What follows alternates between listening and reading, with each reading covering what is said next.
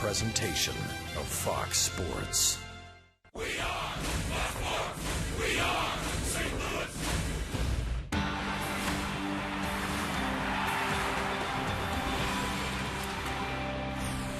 The Cardinals looking for a sweep this afternoon. We are in downtown St. Louis and Busch Stadium. The New York Mets and the St. Louis Cardinals in game number 3. And along with Rick Horton, I'm Dan McLaughlin. Welcome to Cardinals Baseball on Fox Sports Midwest. And, Rick, you look at the pitching matchups around Major League Baseball, maybe none better than the one we have this afternoon. Oh, it's a great matchup. The Cardinals handled the rookies in games 1 and 2, but it's going to be a little tougher facing R.A. Dickey. Dickey threw a shutout in June, mesmerizing the Cardinals with his knuckleball. He struck out a ton of batters. He struck out 9 and only gave up 7 hits in that game. Cardinals were not hitting in that series in New York. For the Redbirds, they're going to go with Adam Wainwright, who threw a shutout the last time we saw him at home. 11 strikeouts in that game. Wainwright has been very, very tough here at Busch Stadium. Pair of right-handers, R.A. Dickey and Adam Wainwright. When we come back, we'll take a look at Yadier Molina making a little history last night with hit number 1,000. Yadi and the Cardinals going for a sweep.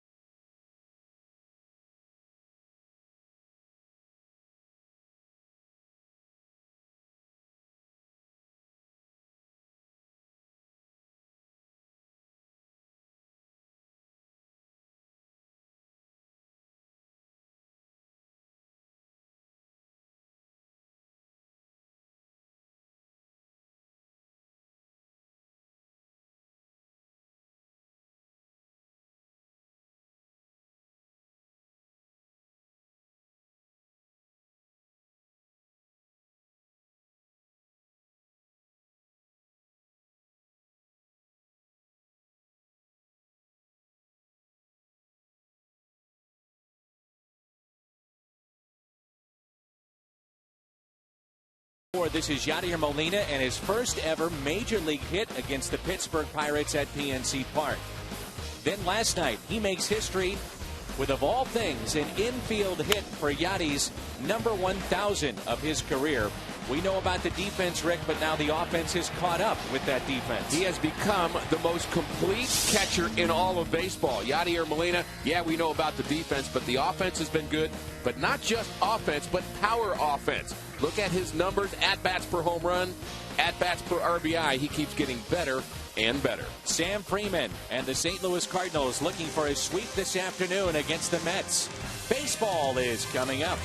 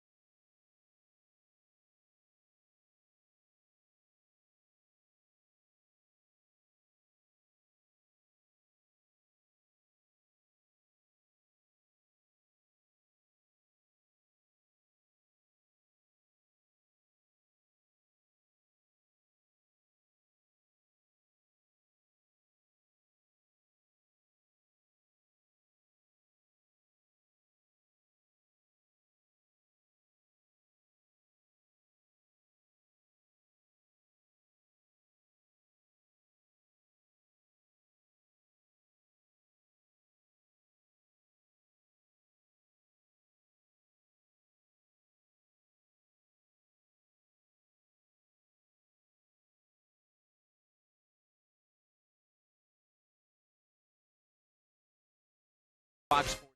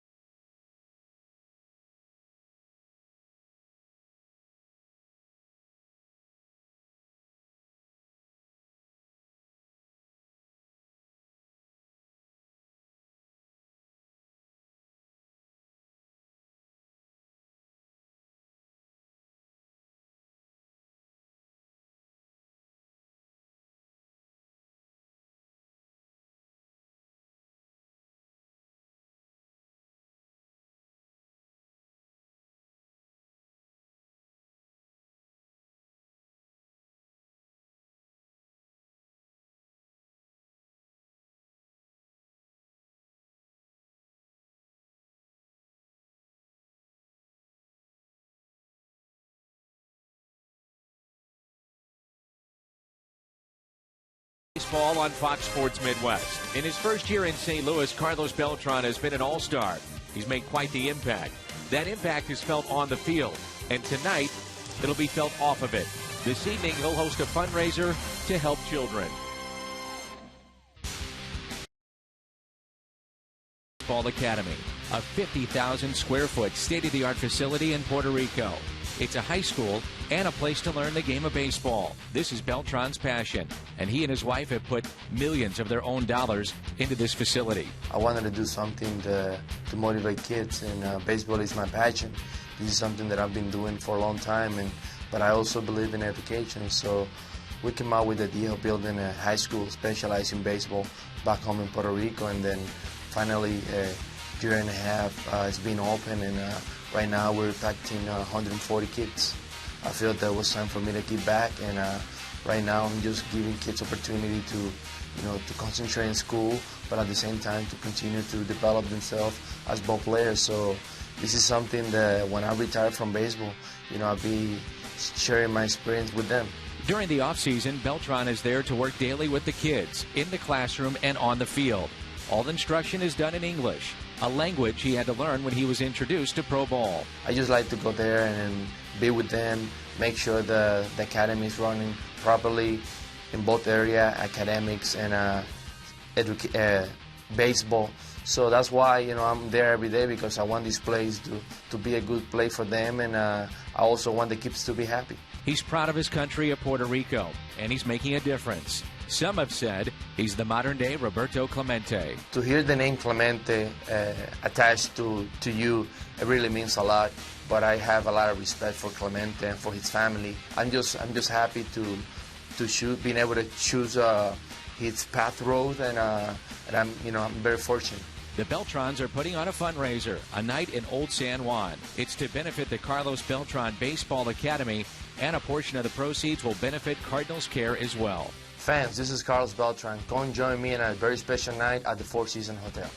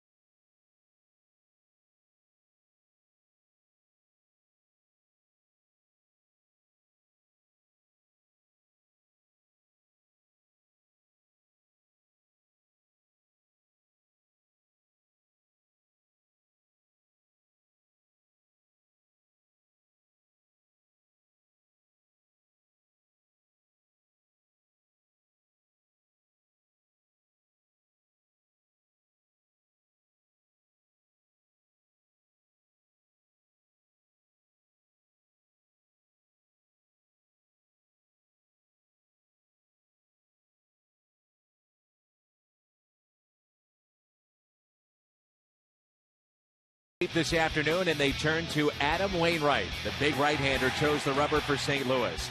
Meanwhile, R.A. Dickey trying to pad his resume for a potential Cy Young award.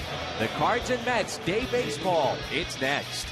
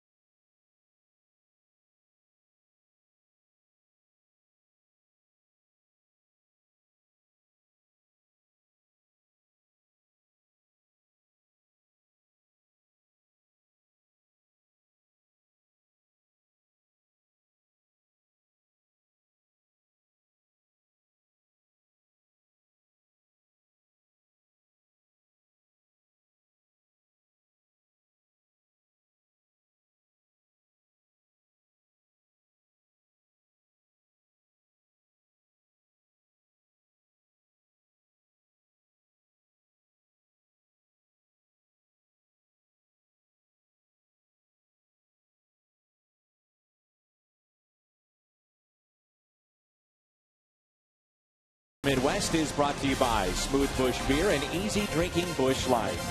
By your Mid-America Chevy dealers, the #1 selling brand in St. Louis. Find us at stlchevy.com. By Dobbs Tire and Auto Centers, #1 for quality tires and expert auto service. And by Steak and Shake, just no equal. Adam Wainwright is warming up, but we will have a little delay at the start of our ball game with the rain in the area. Not a long one. It's a Helitech rain delay. Back with more in a moment.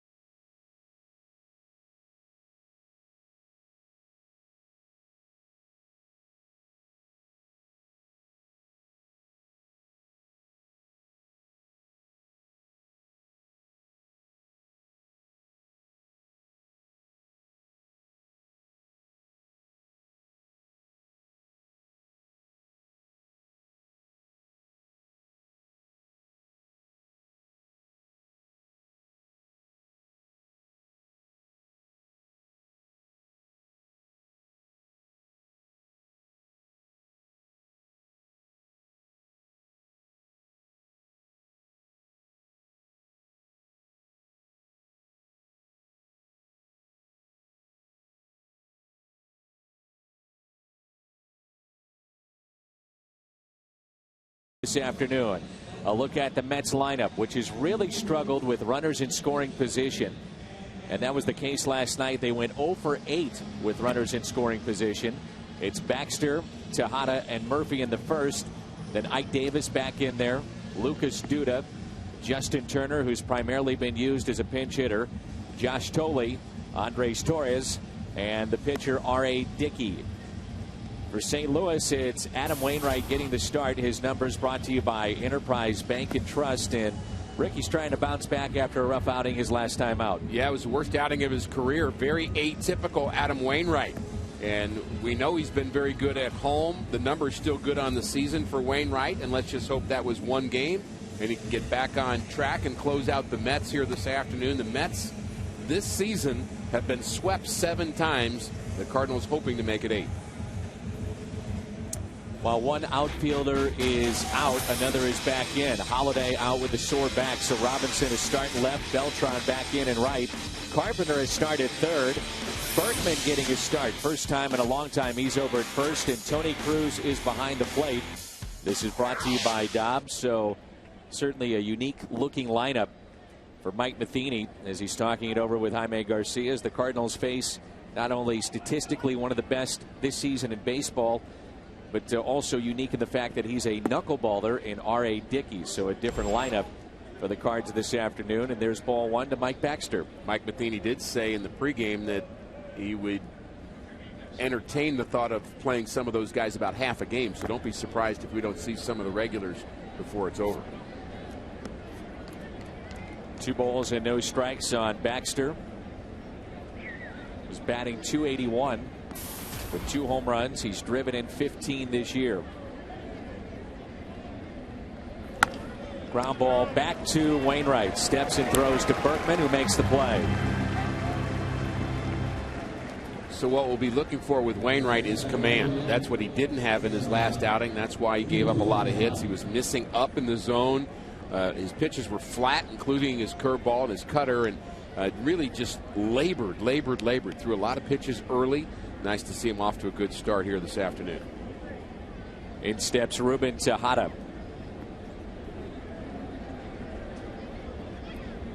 Tejada, the shortstop that's now filling the shoes of Jose Reyes, who signed with Miami. That pitch is up and in, and it hit him. Just caught the jersey of Tejada, so the first base runner of the afternoon.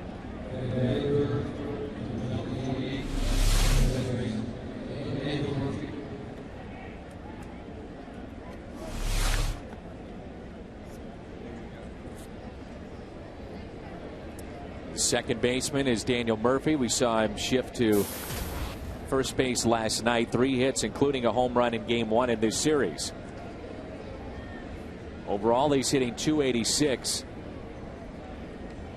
Let's see if they want to test Tony Cruz. There's a strike on the outside corner.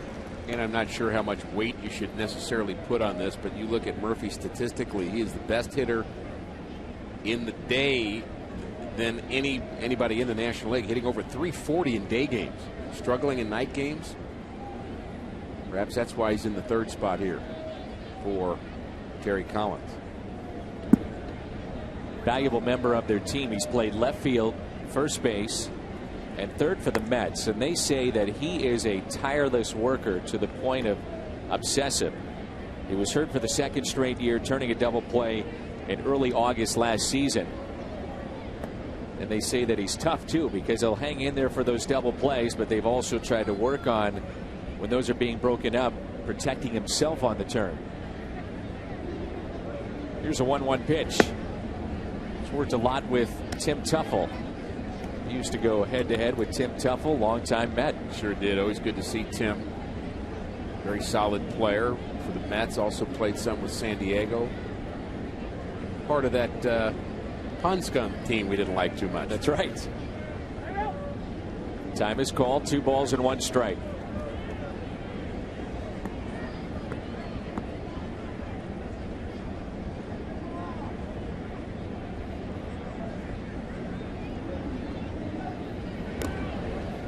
For the Mets, when you think about it, Rick, for their fan base, it's been a tough go. Not spending money like they were in previous seasons. and the tough years that they've had. 2006, they lose in the NLCS. Game 7 to the Cardinals. The strikeout of by Adam Wainwright of Carlos Beltran. Following season, a collapse at the end. And Wainwright has a chance at a double play. Out at second, it's a double play. The Cardinals turned 2 last night. Their first this afternoon. After a half inning, there's no score here at Busch Stadium.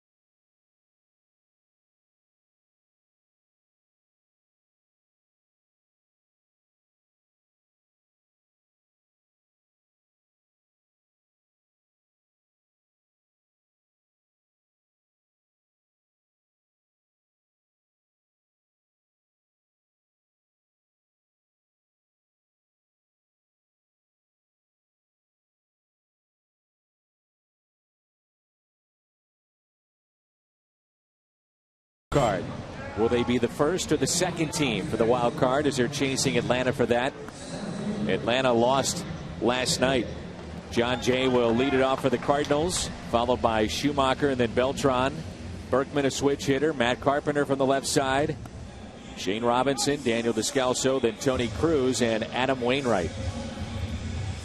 Cardinals face R.A. Dickey, the knuckleballer. His numbers brought to you by Enterprise Bank and Trust. Schumacher and Descalso have had the most success against Dickey, and you would maybe guess that a bit. The middle infielders kind of with a short stroke, but when you've got a knuckleball pitcher, it's hard enough to hit the guy, but he throws it hard, and as Skip Schumacher has said, he is also able to actually spot it inside and away, which is very rare for somebody who's floating that little butterfly up there. Look at the defense behind R.A. Dickey. Baxter in right, Duda back in there in left. Turner, his first start in the series, he's over at third. And behind the plate, it's Josh Tolley from Breeze, Illinois, and he is the personal catcher for R.A. Dickey. The 1-0 pitch to Jay is hit out of play. So no David Wright here this afternoon. The Cardinals are resting a lot of their firepower, and I know folks don't like that. They want to see Freese and Craig and Holiday every day. But against the knuckleballer, I think Mike Matheny just felt like it may be the perfect time not to throw off the timing of our guys that are starting to swing the bat a little bit. Maybe give them the extra day with the off day tomorrow and get them ready for the last 25 games of the season. R.A. Dickey, what makes him so unique with the knuckleball, and it's not like we haven't seen that before as Beltran is back in the starting lineup today, is just how hard he throws it, number one, and two, for the most part, he really can't control it. He has a pretty good idea of where this baseball is going to wind up.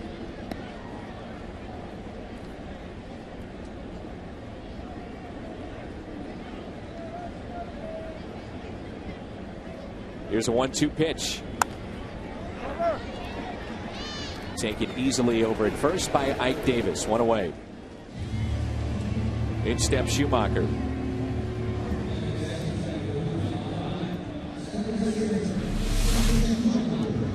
There's a knuckler, no spin, so the ball just floats.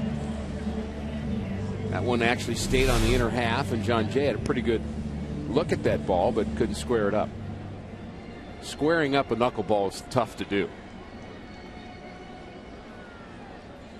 Such an interesting story is R.A. Dickey. 1996 cover of Baseball America. And the trainer for the Texas Rangers noticed that his arm was hanging oddly. And it was slightly bent. And what they found was that he had no ulnar collateral ligament. That's the ligament of the Tommy John surgery. So his signing bonus, and he was an All-American at Tennessee, went from $850,000 to $75,000 for a top draft choice. That's unheard of. Ground ball to second. But think about that, just a photo, and the trainer sees that. They do the examination, and Dickey, they say he is a man of principle, said, yes, this is something I've dealt with. I don't want to take money if you don't think I should have it, and I will sign for the $75,000. So that happens, and then baseball takes him to the career of being a knuckleballer because he was not effective as the quote-unquote regular style pitcher. So no worries about Tommy John surgery ever. Exactly. And he said that. He said that's the one bonus I've had with this. I don't have to worry about Tommy John. Good to see Carlos Beltran back in the starting lineup for the Cardinals.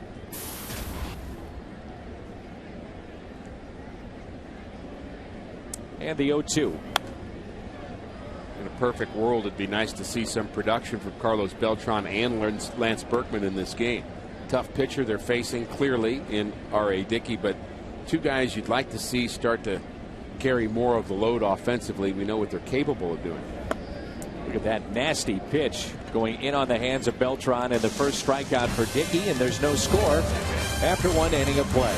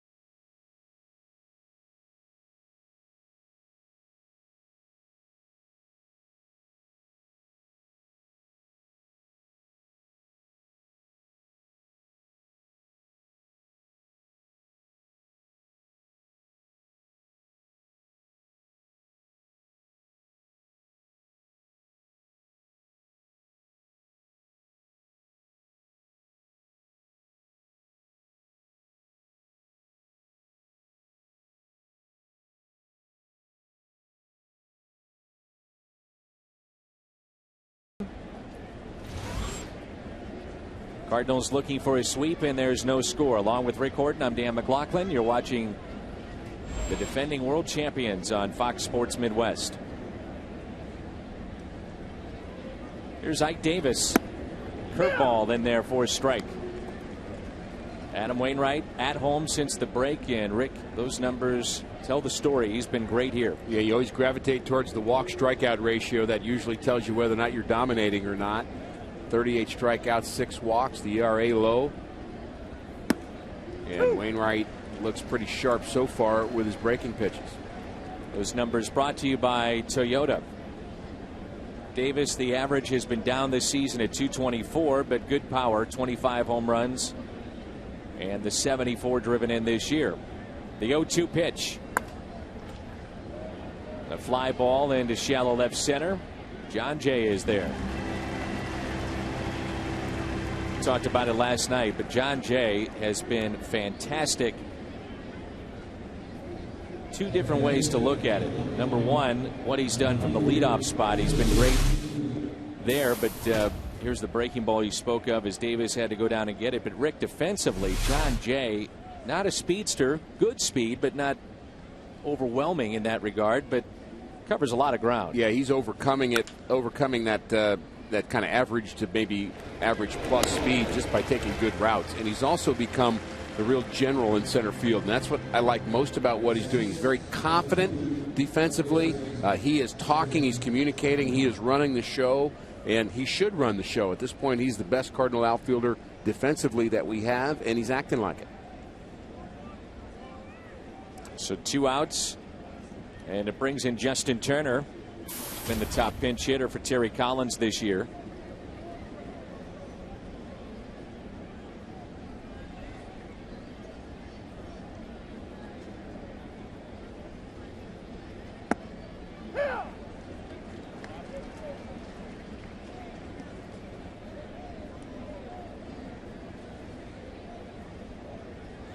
Wainwright is not allowed a base hit. Has hit a man. That was the second batter that he saw. And he was erased on an inning-ending double play. 0-2 the count on Turner.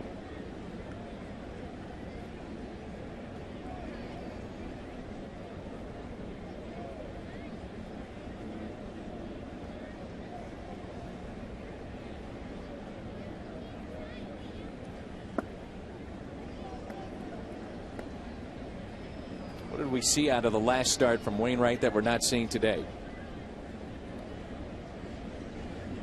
Well, the real thing with Wainwright is the command issue. And it's important for every pitcher, but for Adam to dominate when he has those 10, 11 strikeout games, he is just throwing his fastball exactly where he wants it. And the curveball and the slider are kind of just put away pitches after that. But the fastball is always the pitcher's most important pitch, commanding it, throwing it where he wants to.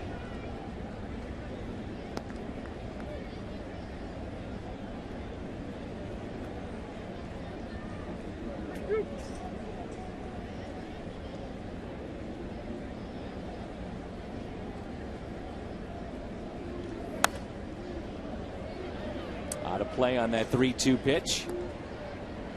Cardinals will enjoy a night in Old San Juan this evening. Carlos Beltran fundraiser at the Four Seasons tonight. Off day tomorrow. And then we welcome Milwaukee to town.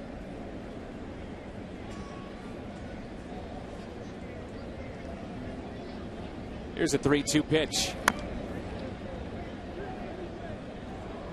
Turner can somehow turn on a pitch. There's all kinds of room. Left side of the outfield. John Sure Jay is left center. Yeah, shallow and in right. Beltran is near the line in right, so ton of room out in left and left center. The 3-2 pitch. Well, he goes to right field. They had him placed just about right, and that scoots past Beltran and all the way to the wall. Turner to second base, and he'll stop there.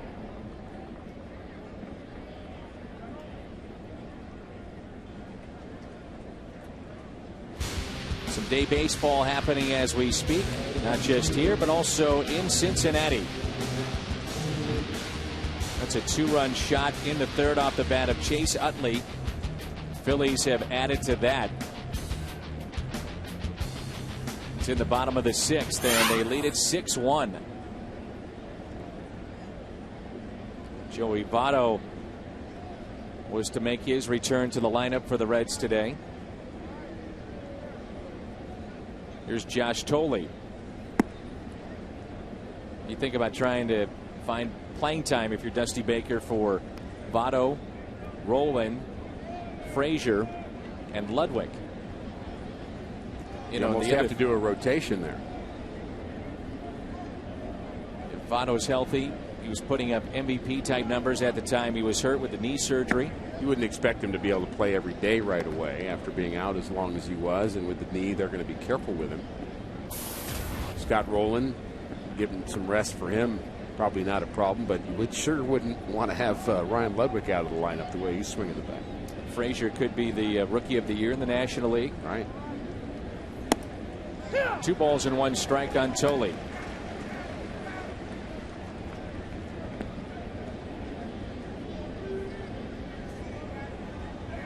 A 25-year-old from Breeze, Illinois. Born the same day the Mets held their championship parade back in 1986. Ground ball, and that's a base hit. Jay coming on. He'll fire to the plate, and it's offline. Tolley on his way to second base, and it's 1-0 Mets.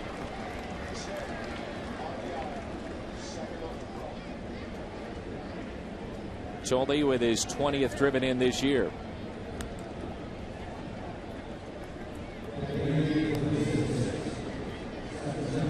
A lot of effort on this play defensively for the Cardinals. It starts with Daniel Descalzo doing everything he can to try to keep that ball in the infield. Then you see John Jay charging it hard, actually falling down on the throw, but not enough time to get Turner. Saw John Jay last night replacing some divots going after balls. He's done that twice today. Andres Torres, he was at the center of it all in Game 1 on Monday afternoon when he missed touching the bag at first, and then the Cardinals appealed, and obviously the play of the game, and won it 5-4.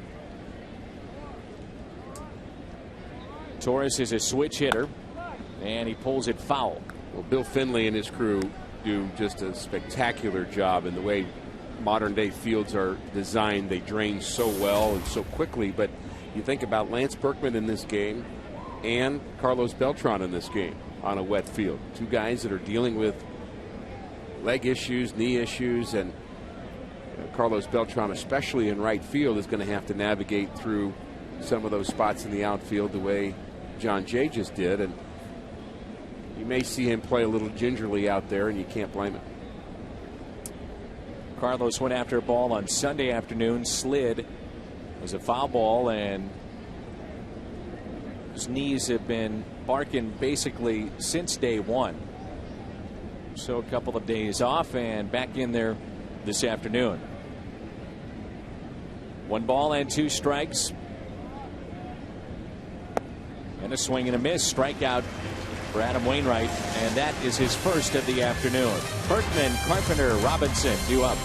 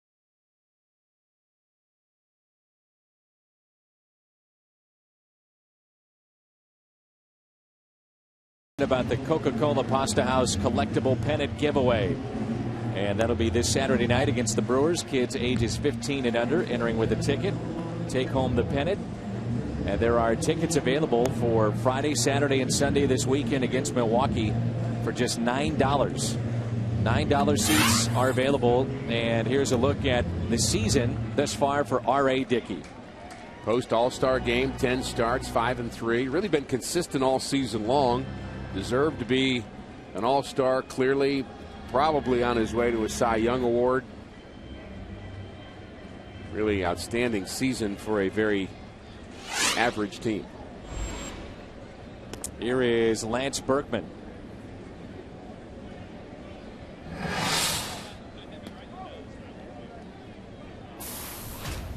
Whoops. That's tough when you're not the normal catcher and you've got to go back there and try to warm them up. You want to give it to somebody here. Right. You go do it. You see, Tolle is using essentially what is a cross between a catcher's mitt and a first baseman's glove. Much bigger than what you'd normally see. Specially made glove for this. And that's a ground ball that's hit up the middle, and Berkman will be aboard.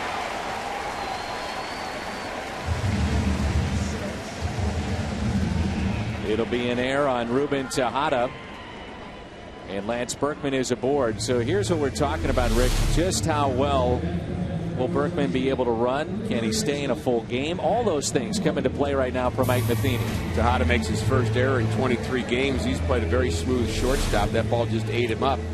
And there he is at first base. So he's going to be station to station, which means you get a base hit to right, and he's going to get the second, and that's about it. And just not ready for more yet. And even the wildness potentially of the knuckleball, that factor's diminished a bit because he's really not going to be looking to take too many breaks unless the ball goes all the way back to the screen.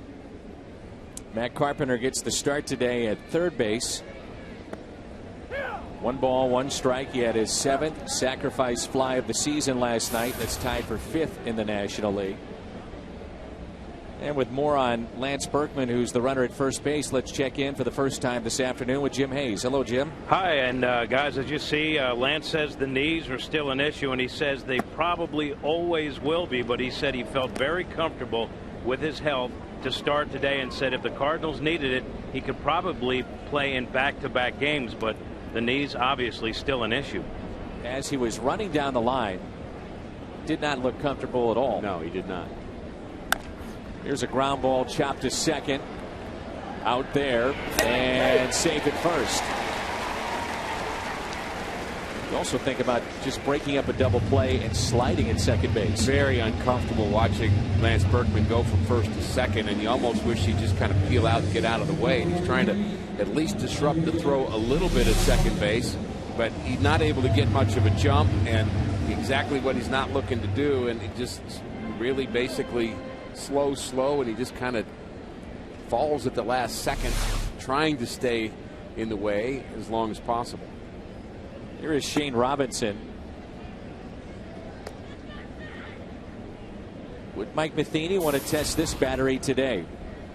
I would think he would. Josh Tolle has thrown out 25% of his base runners this year, which is on the low side. And last year, it was only 21% that he caught. He also had 16 passed balls.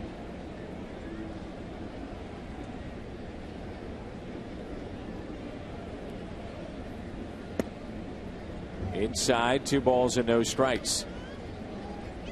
Rick, we mentioned how hitters can get into a slump. Tolle has talked about getting into a defensive slump behind the plate. He said one of the things that you really have to be careful about is when you receive the baseball, you can't stab at it. Right. With a knuckleball pitcher, and you really literally have to wait to that last split second to make the move to catch the baseball. And that's how you hit it.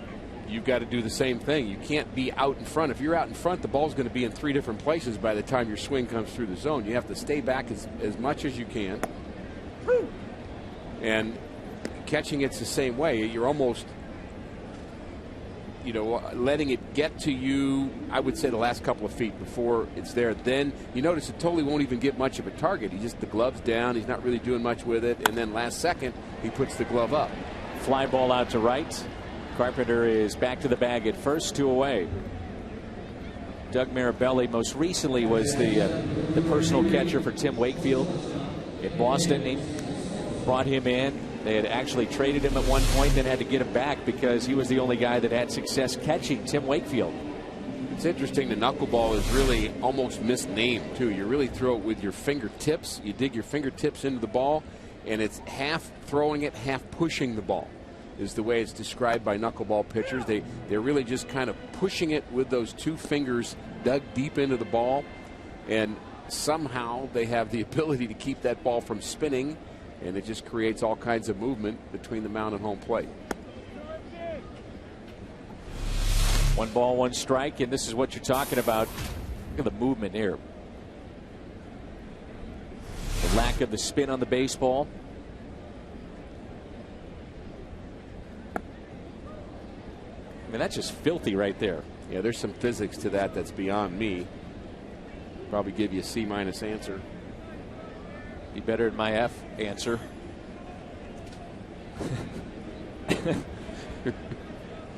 So we'll just leave that alone. 1-2 is hit down the right field line. It's pulled foul. Descalso was talking about how this is like taking you back to your wiffle ball days as a kid with the way that the baseball is dancing. Well, he must have been good at wiffle ball. He's 3 for 7 against Dickey.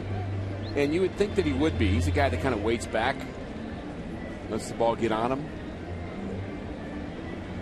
I think the guys with the short swings would be better. The long swings tend to come up empty against the knuckleballer. There's the fingers dug into the ball. Short swing. Nice piece of hitting.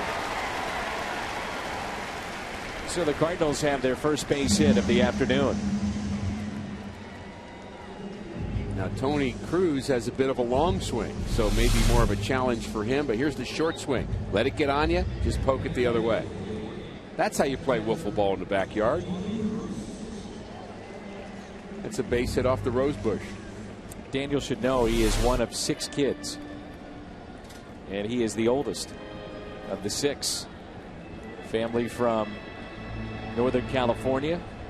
Actually, the rose bush was an out in my backyard because Mom didn't like that. Flower bed was an automatic out. Yep. Upstairs to Tony Cruz. Now, Tony La Russa, a lot of people were upset with Tony in New York that R.A. Dickey did not make the start in the All-Star game, and his reasoning was he thought it'd be very tough for any catcher to try to adapt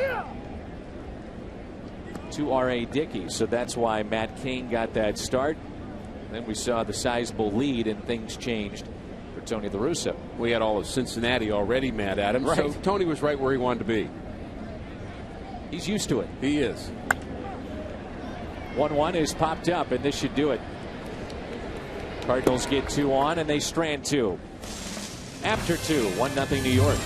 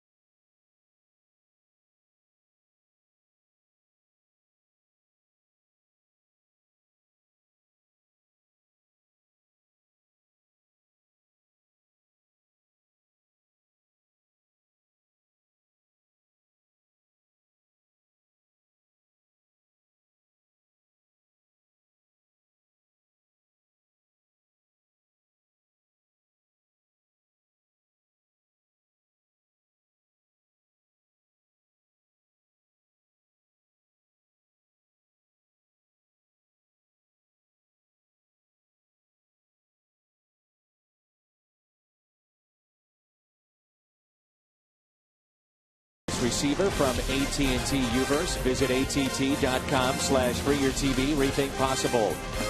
MyKiaSt.Louis.com. And get the All-American Jack Combo at Jack in the Box. It's a no-nonsense burger with fries and a drink for only $4.99 plus tax at participating stores. 1-0 lead for the Mets. Third inning rolls in. Cardinals looking for a sweep this afternoon.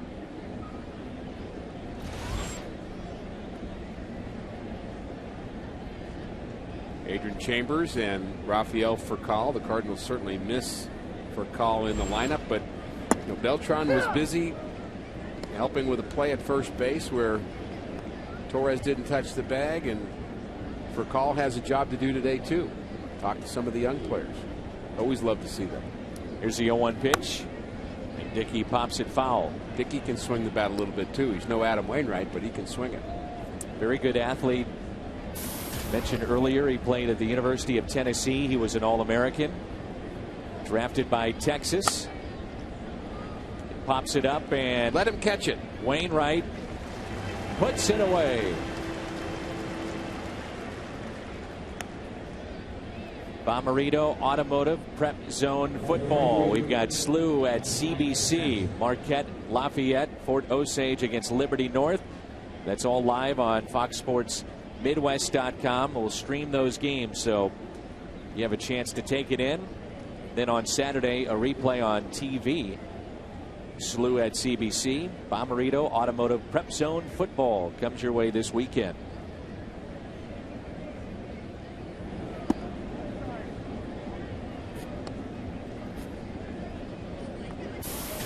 Here's Baxter.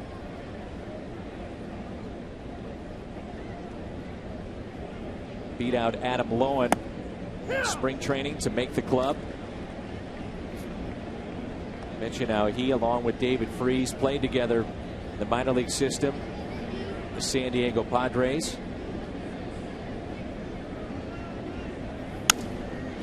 Shoots that the other way. Robinson won't get to it. Hustles over. And Baxter will be held to a single.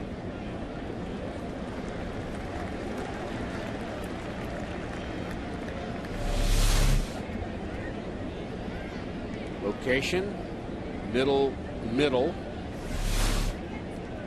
Driven the other way, and again, hustle for Shane Robinson. We've seen the Cardinals play hard here this afternoon. They're trailing by a run, but we've seen Robinson and Jay and Descalzo all make strong efforts defensively and trying to support their pitcher Adam Wainwright, who's looking for his 14th victory. Ruben Tejada was hit by a pitch first time up. Baxter with 5 steals on the year stands at first base. In on his hands, and it's popped back at foul. Guys like Baxter you pull for that near the age of 30 and they finally make it to the big leagues. You have Tejada, who made it in his early 20s. Baxter, his coach that told him he was getting the call to the big leagues, Dave Roberts. With Dave Roberts, a speedster that didn't debut in the major leagues until he was 27. And had one of the most famous steals in league championship history with the Boston Red Sox. Down 3-0. Rivera on the mound trying to close it out at Fenway Park, and he would steal a base. Driven in by St. Louis and Bill Miller. And the rest is history. Came back to win the series 4 straight, and then eventually beat St. Louis in the World Series. Second strikeout for Adam Wainwright. And there's the sharp curveball from Wainwright. So no spin on the knuckleball from Dickey, and tremendous tight spin on the curveball from Wainwright. So 2 different ways to get the job done. Wainwright looks sharp with that breaker so far.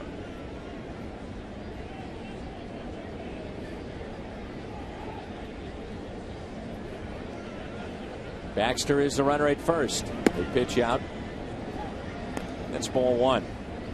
Murphy grounded back to Wainwright first time up on a 1-6-3 double play.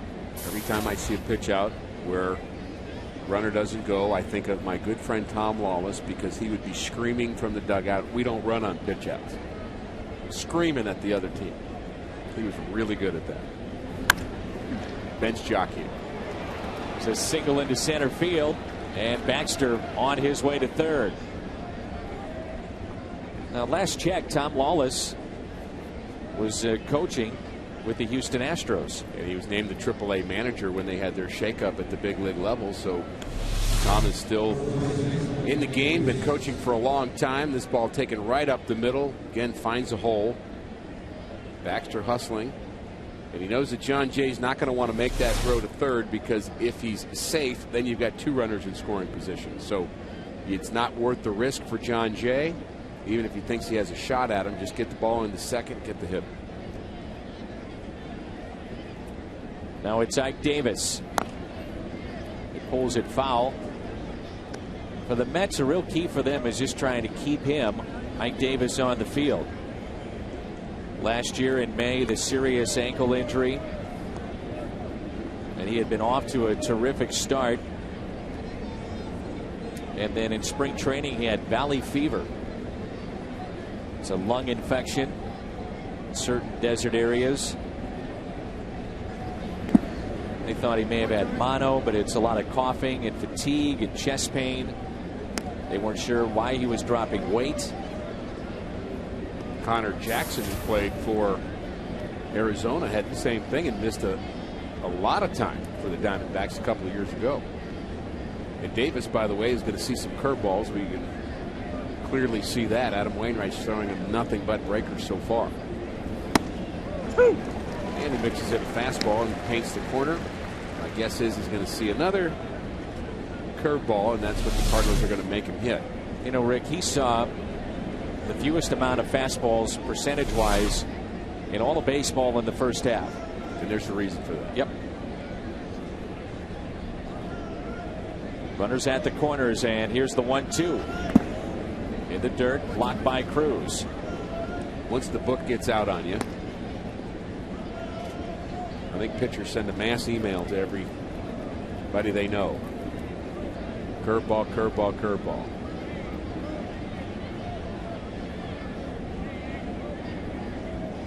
Used to take longer for that news to travel. Not anymore. Not anymore. The 2-2. Fastball, and he doesn't get the call.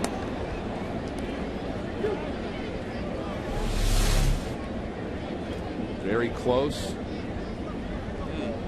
I would say that should have been strike 3.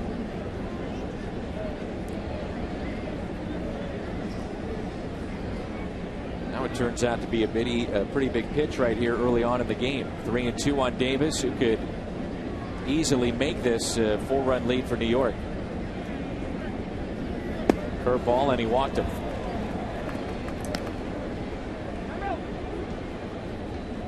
Cruz calls time, and now it's Duda.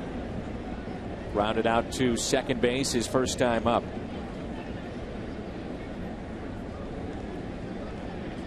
The bases are loaded. Single by Baxter, single by Murphy, walk to Davis. And now Lucas Duda. Times when pitchers get in trouble, Dan, when you know that curveball is the pitch to Ike Davis. Everybody knows it. You know it. Your catcher knows it. So in your mind, you're thinking, well, how do I use my fastball then? Because I don't want to get beat with anything other than my curveball. So your rhythm gets off a bit. You start to throw so many in a row that you don't have the same kind of rhythm, fastball, curveball, because you don't really want to throw them fastball. That's down low. Duda had put a lot of pressure on himself after the trade of Carlos Beltran to fill in and play right field, trying to supply some type of production, and he got a phone call from Tom Seaver of all people that said, just relax, enjoy yourself, do what you can do. Both attended USC, and Seaver and Duda had formed a relationship when Lucas Duda was at USC, and he was both a pitcher and a first baseman. He's a natural first baseman, now asked to play the outfield.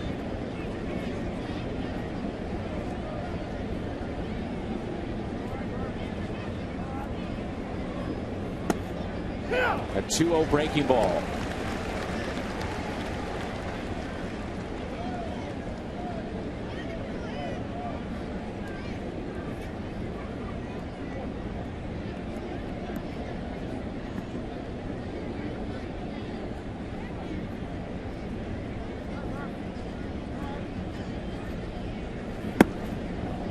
3-1.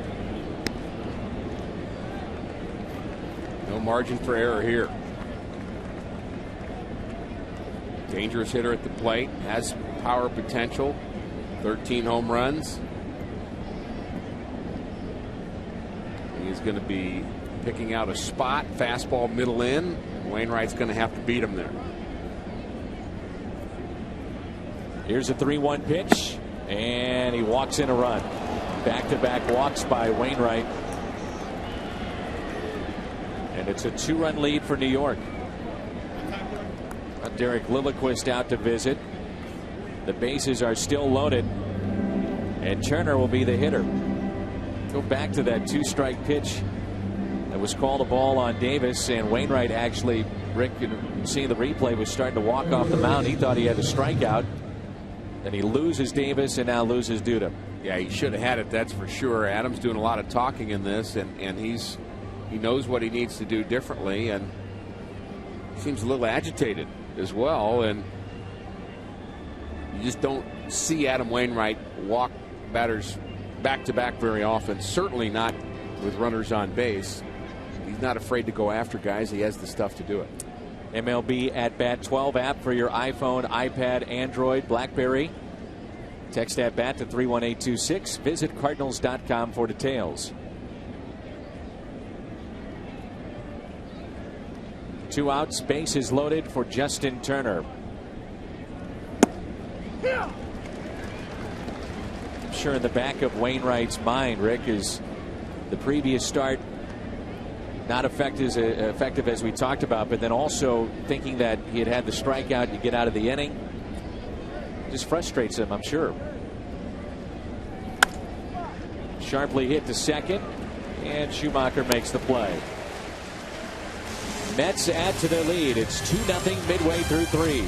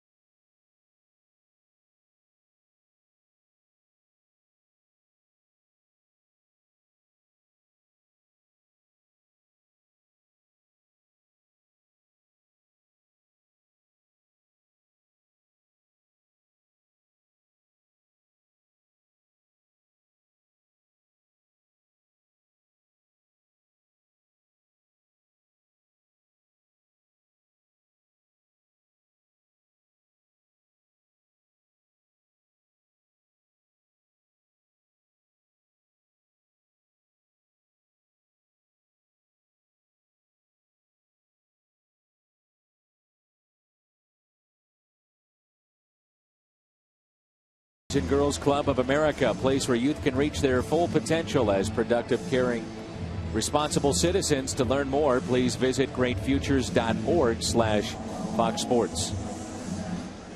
R.A. Dickey has been given a 2-run lead. It's Adam Wainwright, John Jay, and Skip Schumacher here in the home half of the third. Dickey has 5 complete games this season, including 3 shutouts, so he is not a guy you want to stake to an early lead. Be interesting as we get late in this game, and Mike Matheny has some decisions about his bench players and who to use. You look at that bench, and he's got Yadier Molina, David Freese, Alan Craig, and we assume not Matt Holliday, but he's got a lot of choices.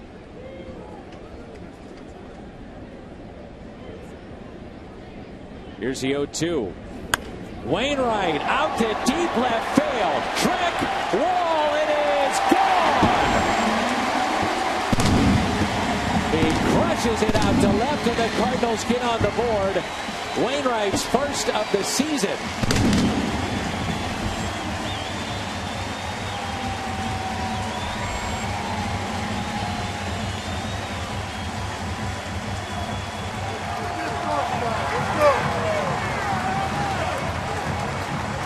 Sends a jolt through the stadium, and maybe in that team right now too, Rick. Yeah, he's been on the other side of that receiving line quite a bit this year, and maybe even started it. But now he gets to enjoy that trip through his teammates, and Wainwright helps himself out by connecting, and it is a knuckleball, and this one maybe he doesn't float too much, just kind of hangs out in the middle of the plate, but Wainwright has the power to do something with it and hits the ball a long way. Wainwright, we know, is capable of going deep. He's done it before.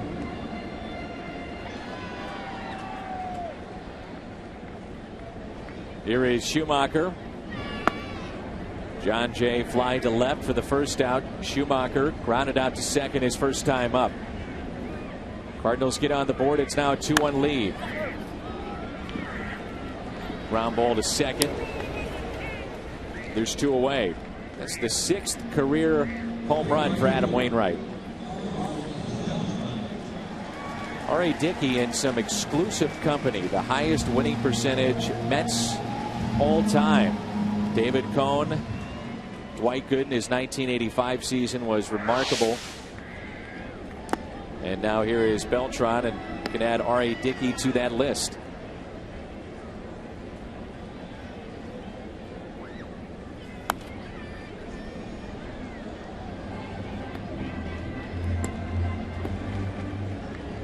First home run since the 2009 campaign. Beltran played in 839 games as a Met. Batted .280, 149 home runs, 559 RBIs, over 100 steals.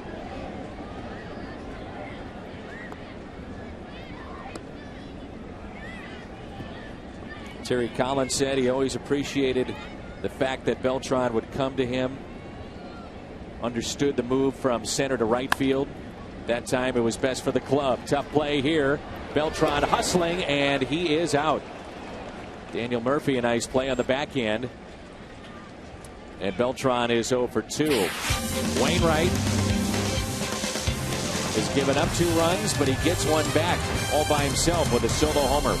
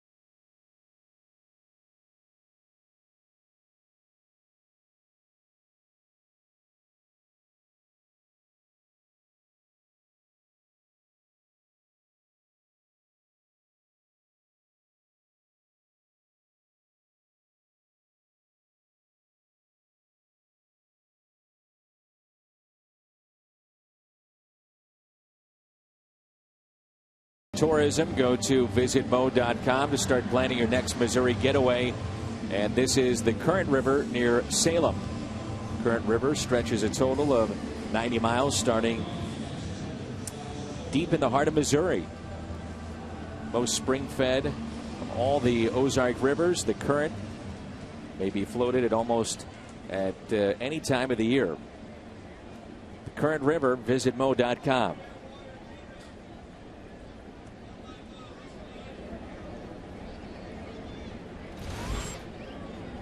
A 2-1 ball game. Here's Josh Tolley.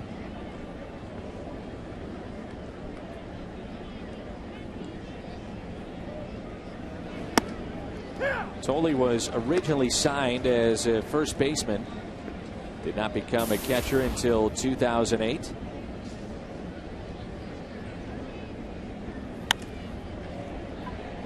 Little flare into center, and Jay is there to make the catch.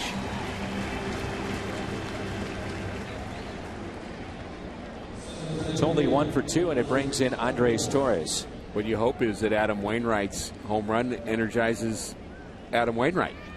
Usually when your team picks you up, you kind of want to go out there and respond, but he was the guy that picked himself up with that long home run, and we'll see if he can get back on track after giving up a run in the second and the third.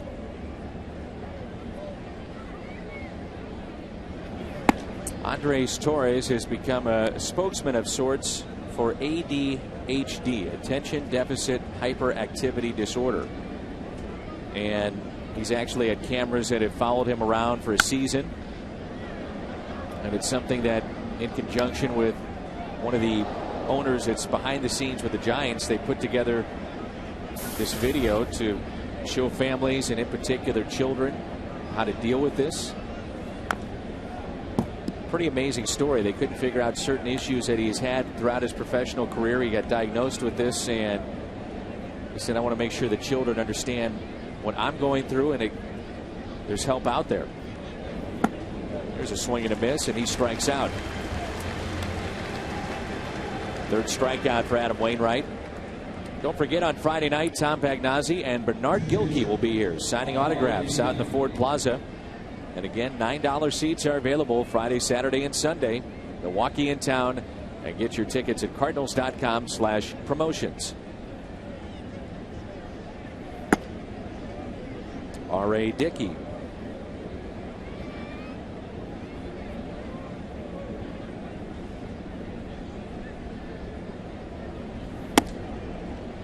First started the knuckleball at the suggestion of Oral Hershiser. You might remember, before Oral began broadcasting on Sunday nights with ESPN, he was coaching with the Texas Rangers. And Oral decided to go to Dickey and say, you may want to start this and try something different, because currently what you have isn't working.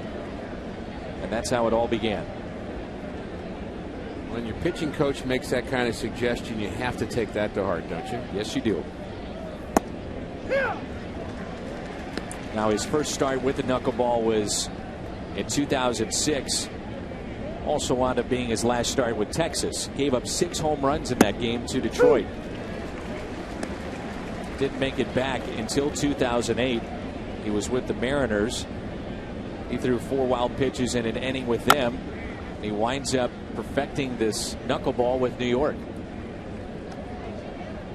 Does so much to prolong your career, too, if you're a pitcher and you can figure that out. A lot of pitchers, towards the end of their career, when you know it's about time to start updating your resume, you'll try different things. You'll start to throw sidearm, you'll throw a forkball, you throw a knuckleball, and most pitchers try all of that just to see if you can maybe find a latent ability and extend your career a few more years. But the knuckleball is the best one if you can figure out how to do that, and it's not easy to throw.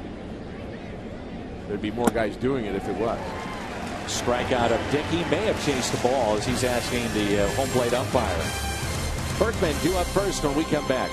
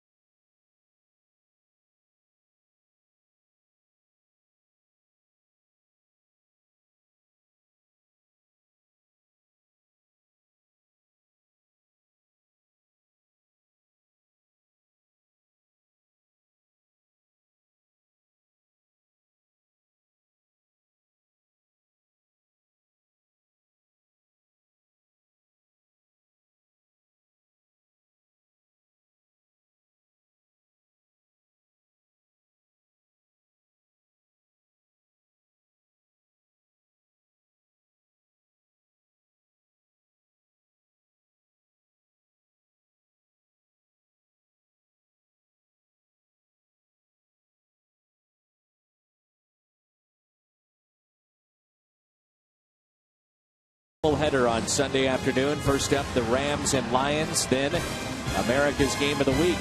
Coverage begins with the Built Ford Tough Fox NFL pregame show at 11 a.m. Check local listings for the games in your area. Along with Rick Horton, Jim Hayes, I'm Dan McLaughlin, and the Cardinals have Berkman, Carpenter, and Robinson due up here in the home half of the fourth.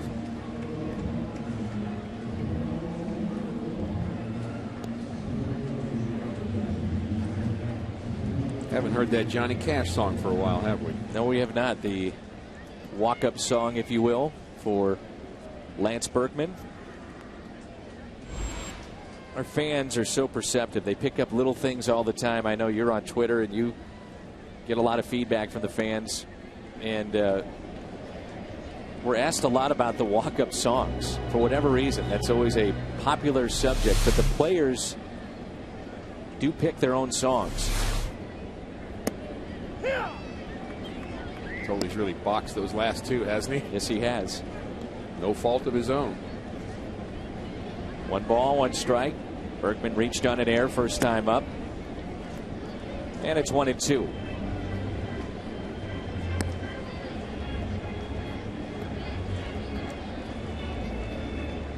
Mentioned that season of Dwight Gooden back in 1985. He had 24 wins that year. 268 strikeouts, 1.53 ERA. And Rick, if you look at a stretch of April of 1984 until May of 1986, Dwight Gooden went 37-5 with an ERA that was at 1.40. You talk about dominating. My goodness. First time I ever saw Dwight Gooden pitch was 9 o'clock in the morning. They're called B games, or spring training practice games, and both the Mets and the Cardinals were training in St. Petersburg. And Dwight Gooden looked like he was about 16 years old, just a young kid. We didn't really know who he was. He threw as hard as I've ever seen anybody throw at 9 o'clock in the morning. And we couldn't hit him. I mean, there's no chance of hitting this guy. You just looked at him and thought, this guy is going to be a superstar. There's no question about that. And it's just too bad that he wasn't able to have the long kind of positive season that we projected. That drops in for a hit for Berkman. Talk about placing a ball perfectly. That was it. Along those lines, let's continue with our trivia question. Name the 4 pitchers to win the Cy Young Award with the Mets or the Cardinals. AT&T trivia question. Gibson, Carpenter, Seaver, and Doc Gooden. So there they are, and when they did it, Seaver 3 different times. And they say that Gooden's 85 season is the one that rivals Bob Gibson's 68. If there's anything that was close to it after what they did with the mound and changing how the game is played. Totally dominating. And think about the season that John Tudor had that year as a Cardinal. As good as he was. To say that Dwight Gooden was better just shows how elite they both were in 1985. 1 ball, 1 strike on Carpenter. Last pitcher that was 37 or older to throw 3 shutouts in a season. Dickey has done that this year. Was Randy Johnson. At the age of 39, he had 4. When you think about the Cy Young too, you look at the numbers and you break them down. Wins being a big part of that. But when you further examine the resume for R.A. Dickey, this is not a dominating team. So do you look at the win total, or do you look at the quality of the team that the individual is pitching for, and then say what kind of season did he truly have? Some will and some won't. Same thing with MVP. You know, Felix Hernandez won Cy Young with 13 wins. Zach Greinke, for a bad Royals team, won the Cy Young Award.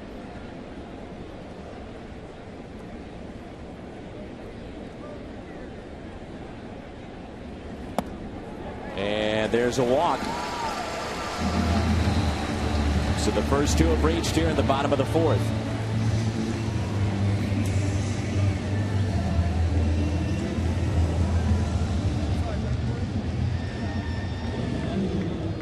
First walk issued by R.A. Dickey.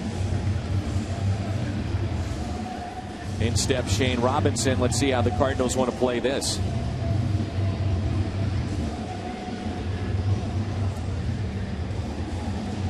Well, the hard part here is Lance Berkman's going to be difficult to bunt from second to third. I would think it'd be pretty tough to bunt a knuckleball or two.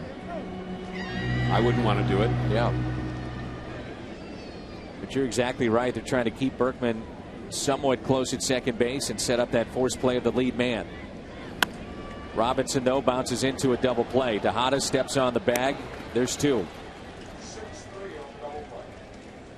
It's up to Descalso with a runner at third. He is single to left today.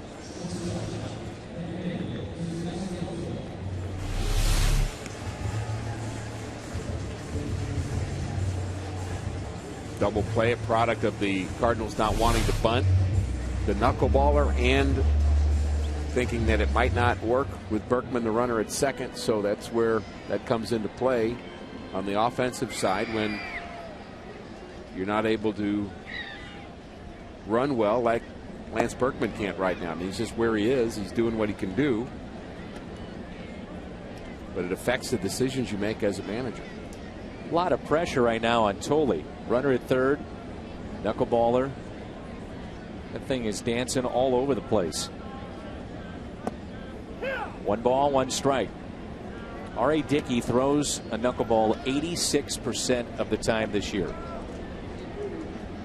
They say the majority of the time that he'll throw a fastball, it's just to waste it and to show it.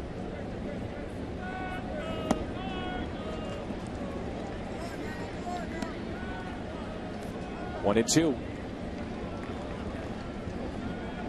Lefties, if you're wondering, have had a little more success against Dickey than the right-handers.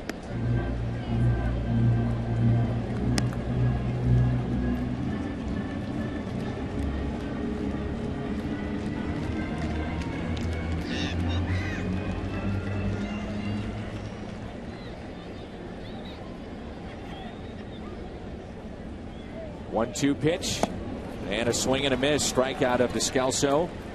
And the second for Dickey this afternoon. The Cardinals have stranded 3. They trail 2-1.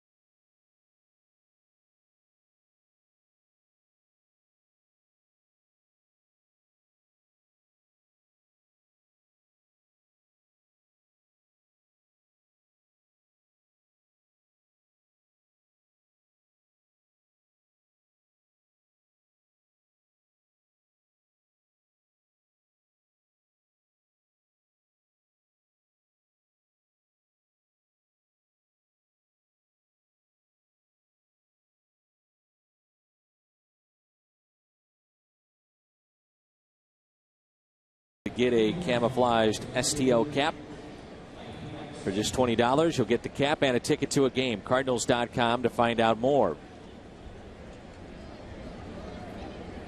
Folks in Big Mac land enjoying some day baseball, the cool temperatures, and you can get $1 off discounts on McCafe products at all St. Louis McDonald's, 2 to 5 every day. Smoothies, shakes, iced drinks, all at McDonald's. And And that's ball one to Mike Baxter, underway here in the top of the fifth.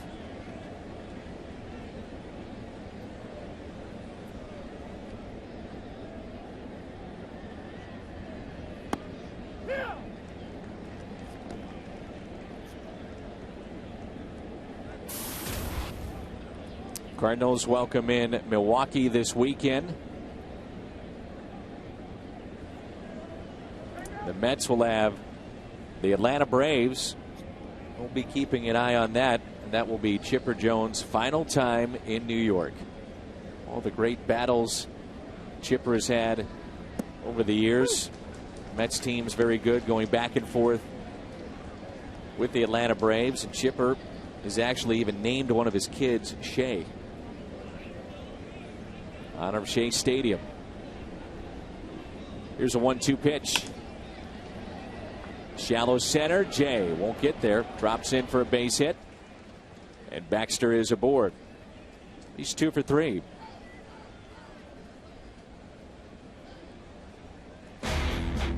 Two contrasting styles. The knuckleball doesn't spin and floats and moves all over the place. The curveball moves directly down with the tight spin. Both producing results here this afternoon. Wainwright and Dickey, two of the National League's best.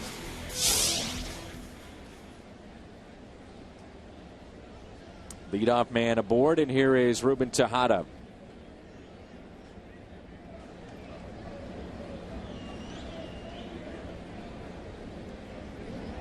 Showing bunt and a throw to first. Safe.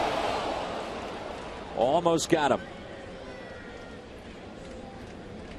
You can see the work Lance Berkman even has to do just to get his feet in position to catch that throw, that snap throw from Cruz. Like to see him throwing the ball around the infield. I like that. Here's the pitch. Cruz sees him off the bag, and a little uncomfortable at first base is Lance Berkman. The tag almost in time.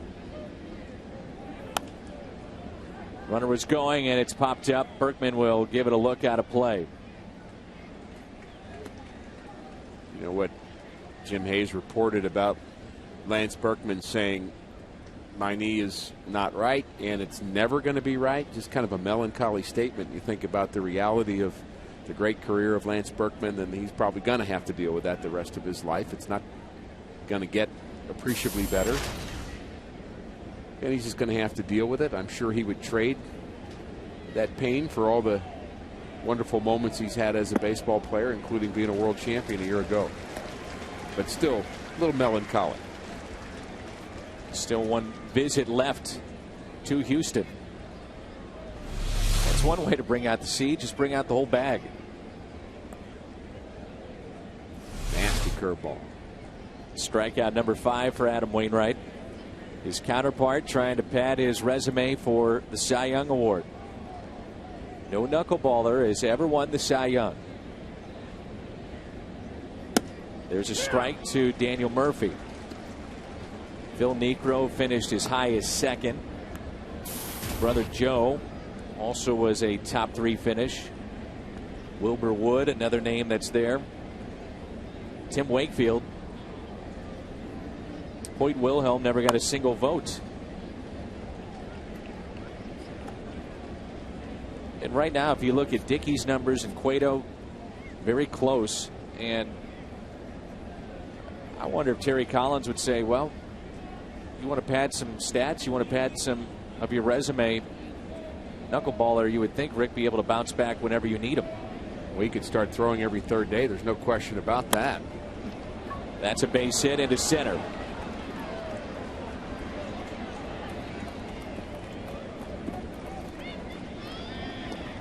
Again, Baxter taking that extra base. John Jay keeping the double play in order for Ike Davis. You know, that pitching every fourth day or third day even would not be unusual for a knuckleballer. When Phil Niekro was close to being a Cy Young Award winner. In fact, one year he was 21-20 on the year. So he won 20 and lost 20 in the same season. That was 1973. And he pitched 342 innings that year. Wow. That's amazing. So that I think adds to your point about you could just throw Dickey out there more often if you want, although the Mets want to look at their young pitchers as well. That's the other side of it. They have currently 12 pitchers in their bullpen. Look at Terry Collins. He took over for Jerry Manuel as the Mets manager last season. They say he has softened his approach since his days in Houston, also with Anaheim, and then a number of years in the minor leagues with the Mets. 3 years with Houston, 3 years with Anaheim, and really kind of a fiery guy. And kind of known for calling out his team and calling out the media every once in a while just for fun.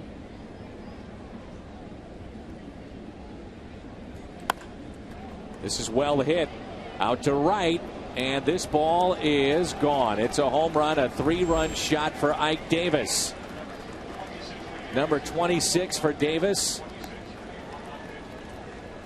And the Mets have opened up their biggest lead of the afternoon.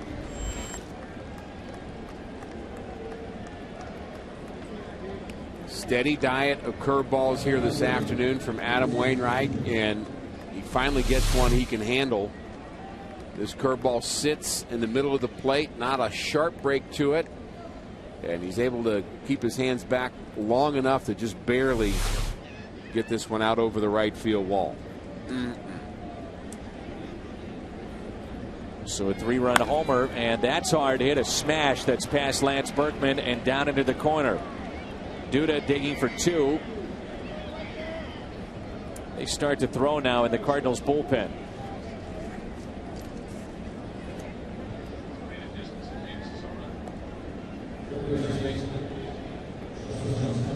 It's Victor Marte getting loose, who was just recalled from AAA Memphis. A lot of left-handers in the lineup today for New York. Smash past Lance Berkman.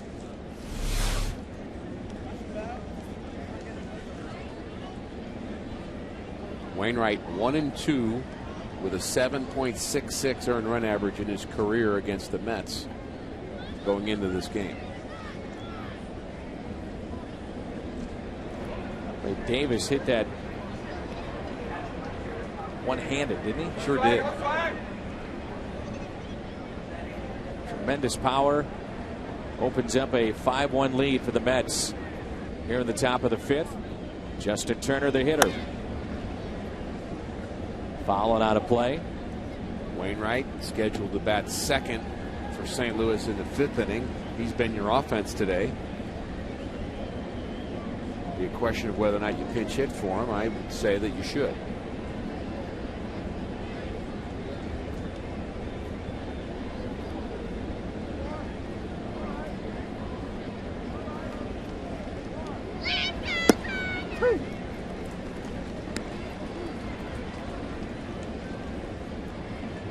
Wainwright has not been particularly sharp here in the last couple of innings, coming off his worst start.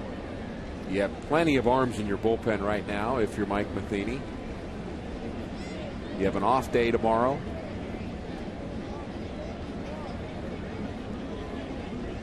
Oh-2 pitch. Liner into right, backing up Beltran, and he makes the catch. Runner from second will tag up. That's Duda. Seen with expanded rosters, Mike Matheny has had a little quicker hook on some of these starters, whether it be Wainwright in his previous start or Westbrook in the start we saw on Sunday. And you do it because you can. That's one of the reasons. You've got enough arms to be able to handle that situation. Look back at what Tony La Russa was doing last year down the stretch. That quick hook got quicker and quicker and quicker, didn't it? Yes, it did. And there's even talk now more and more about Major League Baseball saying you can expand rosters next September, but then every day you would put in a 25-man that's active for that particular game. So in essence you call up 5, but depending on how you want to play it, 5 would not be available for the games in September. So like football would do it, where you'd have a larger roster, but there would be inactives. Exactly. For that day. Exactly. Which then really lends itself into the strategy and how you want to do things, because you have starting pitchers that would be a part of that. The days that they're not pitching. The 0-2 is hit out to left, and Robinson is there. Home run by Ike Davis. 5-1 Mets.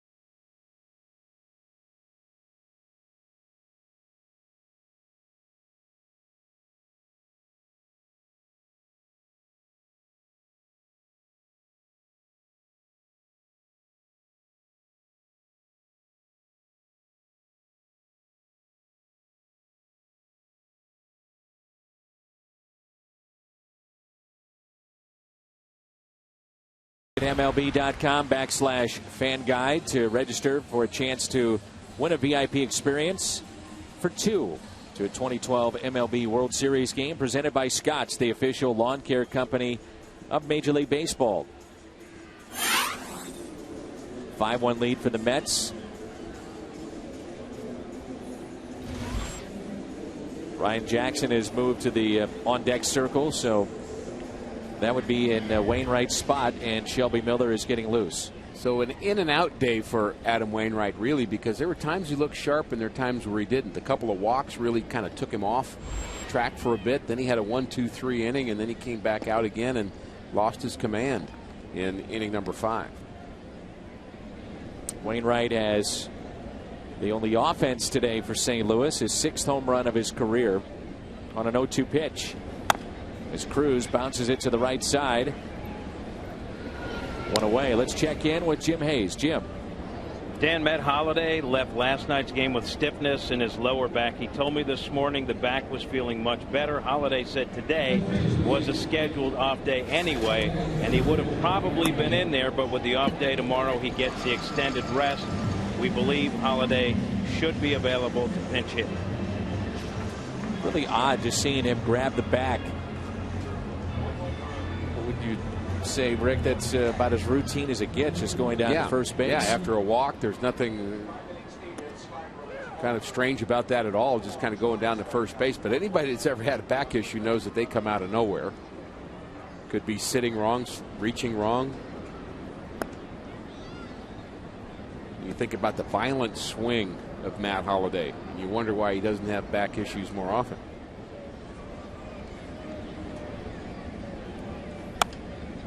Jackson with a base hit. So Ryan Jackson picking up the base hit.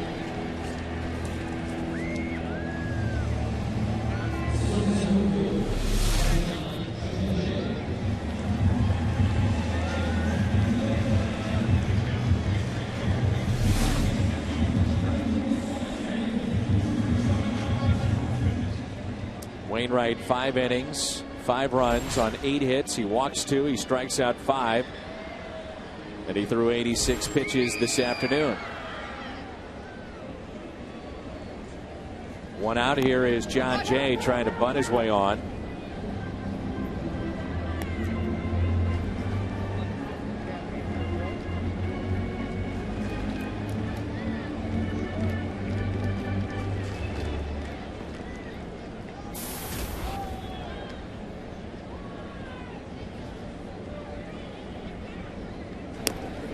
It's back-to-back starts for Adam Wainwright, where he has not looked as efficient as we saw in the month of August, where he was sensational. Jackson's second major league hit, second on the team in Memphis in hits behind Adrian Chambers. Also has a little pop. He does.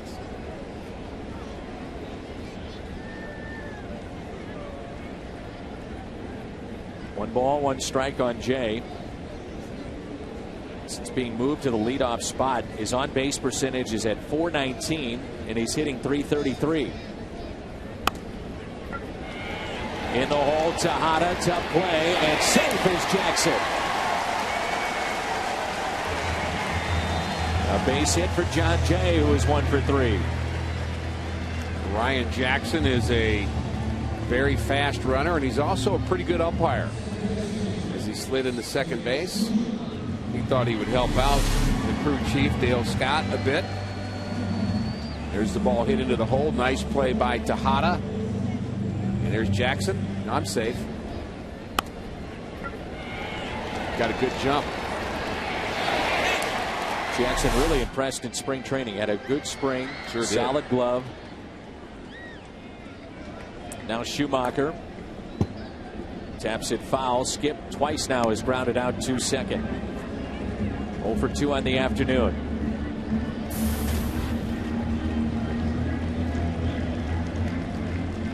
So adding to this game will be the major league debut of Shelby Miller, who's warming up in the bullpen. The 0-1. How'd he catch that ball? Your backup catcher, if he's Josh Tolle in this case, make a living just following R.A. Dickey where he may wind up. All smiles after he made that stop. That ball dropped at the last second. Took a nasty little hop. Not a bad job to have. No, not at all. Pickoff, and they almost got him.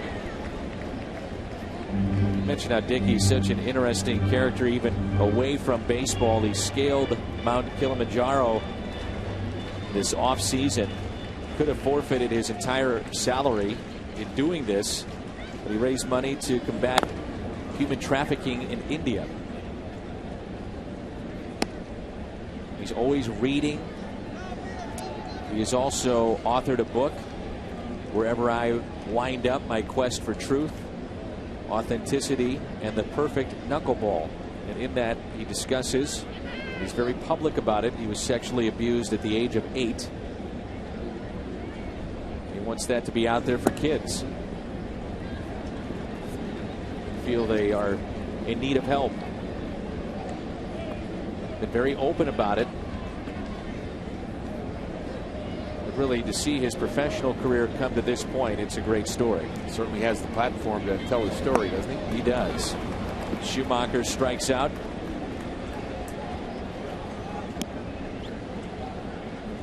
Third strikeout for R.A. Dickey. Once on tap, Gallardo and Loesch. Good matchup coming up Friday night. And that's our Budweiser What's on Tap. Will come your way at 6:30. Off day tomorrow.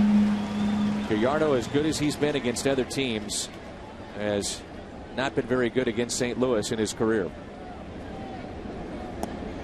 Beltran looks at a strike. Took a fine play by Daniel Murphy last time up in the third to retire him. And he's also struck out. 2 runners on. Cardinals trail 5-1. It's popped up and playable. Turner, foul territory, makes the catch, and we are through 5. Shelby Miller making his major league debut when we come back.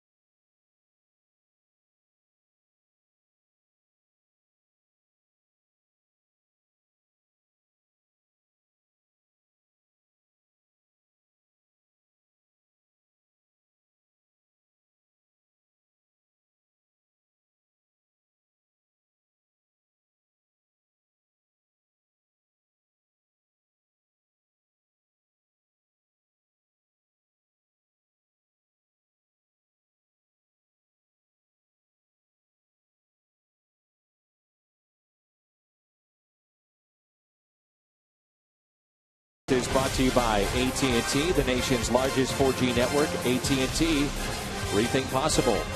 And by Ford, the official vehicles of the Cardinals. Major league debut for highly touted prospect Shelby Miller, former first-round pick back in 2009 for St. Louis out of high school.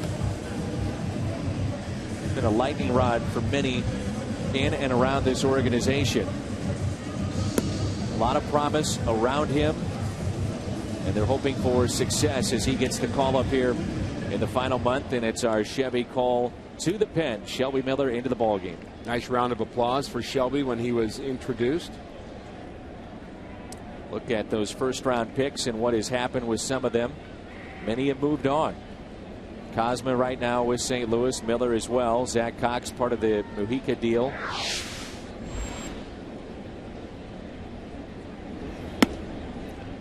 The fastball taken high and away by Andres Torres. Mike Matheny mentioned that wanted to get Miller into a game as quickly as he could. Last night, not the time, with Garcia throwing the ball as well as he did. A run in a 7 1/3 in game 2 of this series.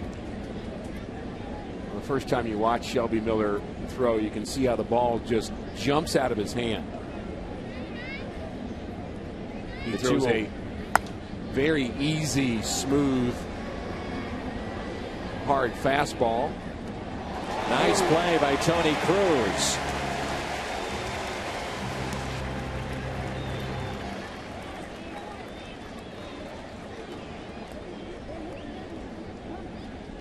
So Torres retired.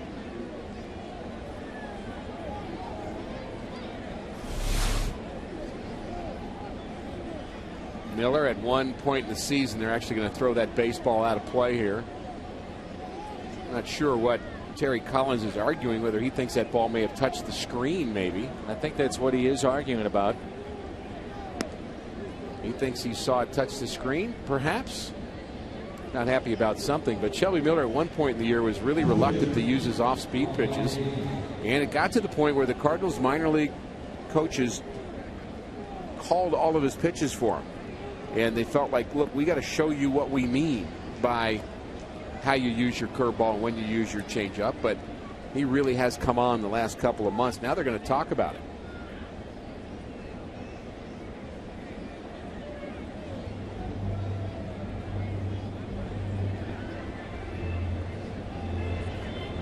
Not sure how anybody could have seen it better than the home plate umpire from the distance. So if it hits the screen first and then drops into the glove of Cruz, it's a foul ball. Correct.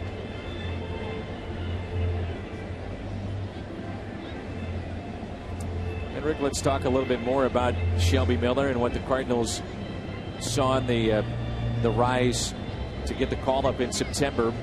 What put him over the hump and allowed him to get to this point? And it is called an out. Well, certainly getting results is one thing. It's the best look we have at it. Does he catch it or not? Hard to tell. Terry Collins may have had the best view of it, but we're not going to ask him again. But Shelby just started getting results, Dan. He just started dominating the way the Cardinals thought he would. He'd done that at low levels, and when he got to a little bit higher levels, he had a little bit more adversity. But he got over the hump, and he's here. Good for him. Carpenter makes that play to his left. 2 outs. This Friday, it's a collectible set of 2 Cardinals beverage cups presented by Lumiere. $9 tickets available on Friday night. The Cards and the Brewers. Shelby has picked up the first 2 outs of his big league career.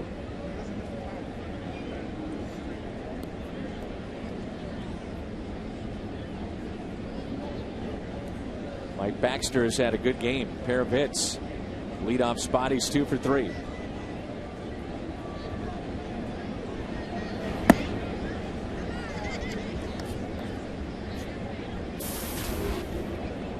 I'm told it's been the reverse at times with Carlos Martinez. He's also one of the top pitching prospects for St. Louis.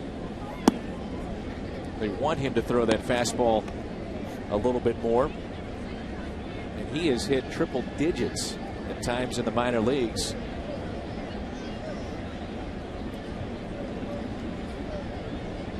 Here's a 2-0 pitch.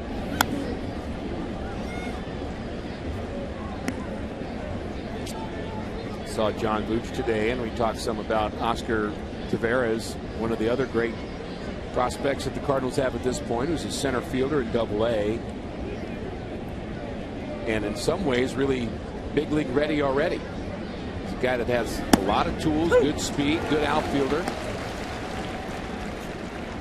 Questions whether he projects as a center fielder or as a corner outfielder, but Martinez and Taveras and Miller and Joe Kelly this year, it's just nice to see these prospects coming to the big leagues and making a difference. It's slapped foul. Yeah, the future awfully bright. Sure is.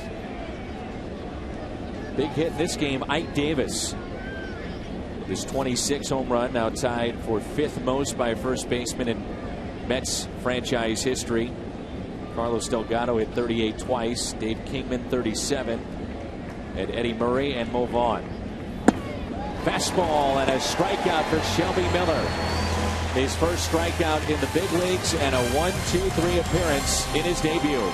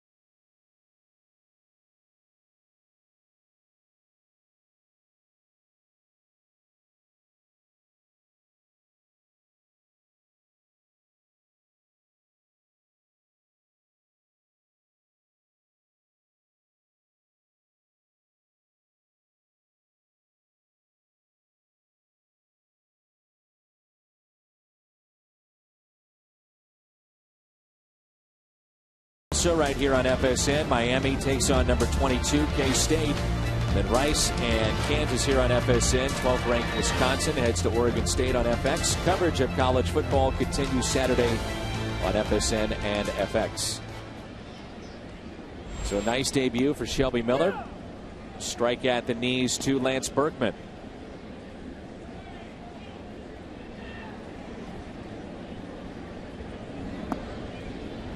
That baseball is dancing. Oh, man.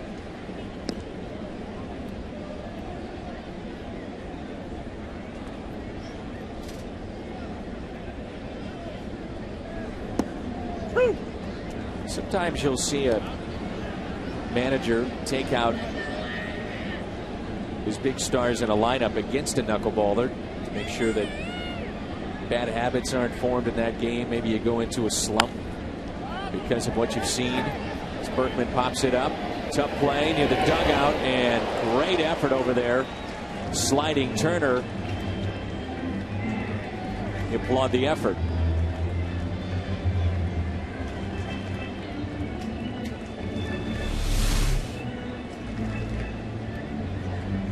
Went in pretty hard, didn't he?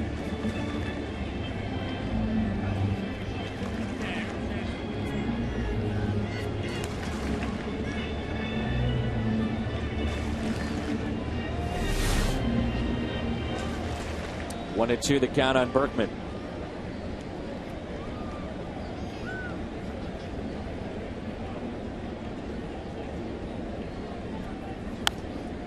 Starter for the Cardinals today, Adam Wainwright, lifted in the ball game, and now Adam on the season is over 170 innings in his return to the rotation after Tommy John. 2-2. And has struggled in 2 straight starts. This start a little bit better, and he actually had a couple of good innings this afternoon, but unfortunately he just wasn't able to keep it all together and hasn't pitched well in his career against the Mets, and not a good outing for Adam today. Berkman strikes out. Wainwright, 5 innings, 8 hits, 5 earned runs. And R.A. Dickey is cruising. That's 4 strikeouts. Youngstown, Ohio. Is there any way a player can practice hitting against a knuckleball pitcher? Thank you, Kent, for our Carsoup.com email the booth question. Yeah, I really don't think there is. I think the shorter the swing, the better. Just work on doing a short swing. But I guarantee you the Cardinals don't have any batting practice pitchers, and they have a ton of them that come out and throw early.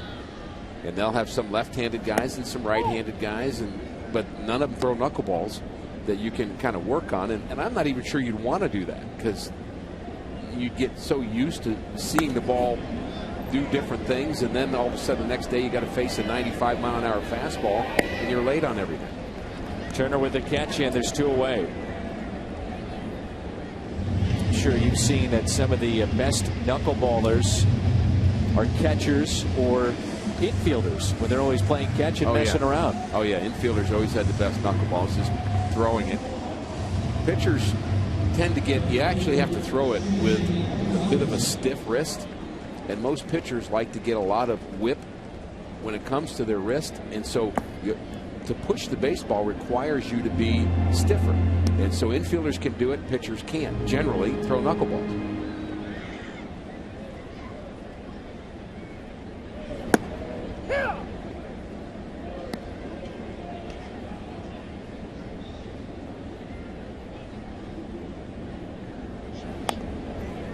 Check swing by Robinson.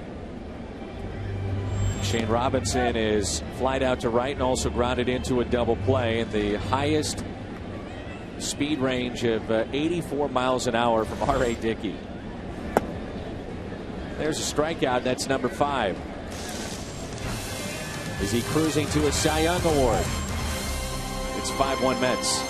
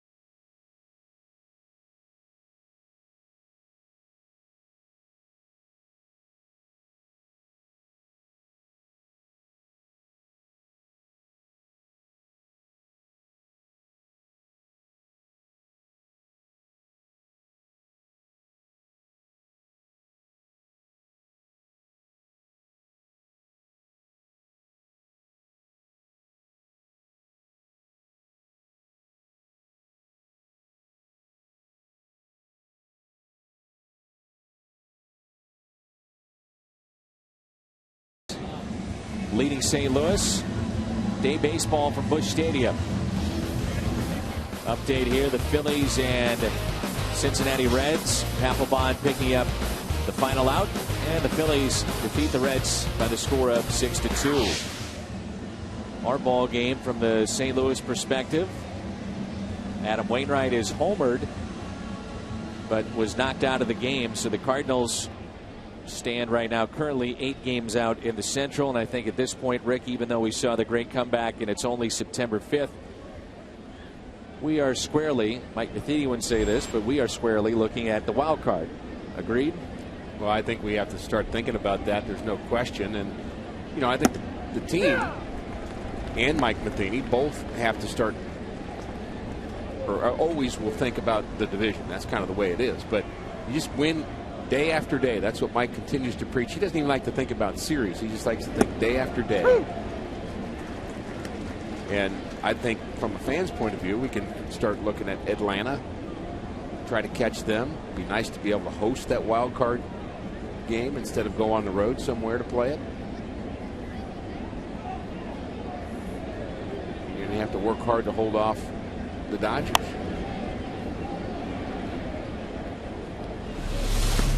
Oh, 2 the count on Ruben Tejada.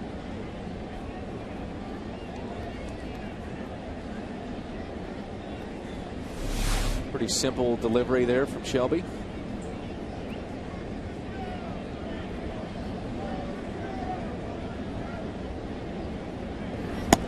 On the outside corner, his second strikeout in his big league debut. And 2 in a row.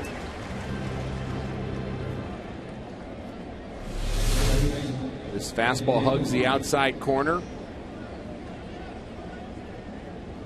Perfect location. You can see why the Cardinals are so excited about Shelby Miller.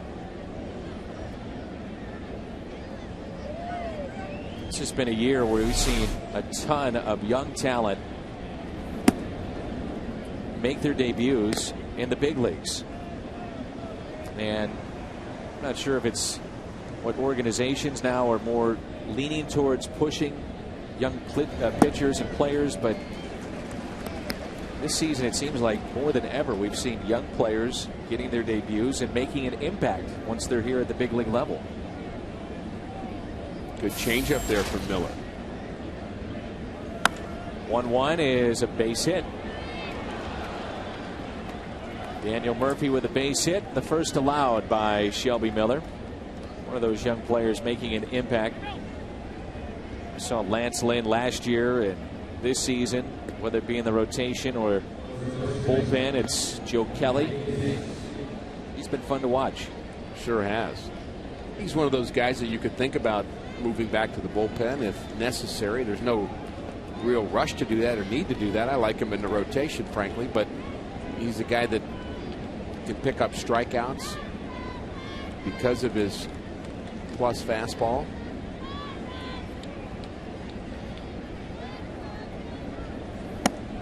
Swing and a miss by Ike Davis. Miller came to spring training and did not have a very good spring in some ways, and one of the disappointing things from the coach's point of view is he seemed to have lost so much weight that he lost velocity, and he had done a workout program to kind of get leaner, which sounds good, but the leaner body resulted in less velocity, and so it has taken him a while to get that back. And you add the pitch selection issue that he's been learning and dealing with. He's still very, very young to learn how to use the changeup and how to use the breaker and when to use it. It's all part of his maturation. Here's the 0-2. When you're an 18-year-old throwing to high school kids in Texas 95 miles an hour, you don't really have to pitch. You just do it. And then you learn that some guys can turn on that 95-mile-an-hour fastball, so you're going to have to change things up a bit.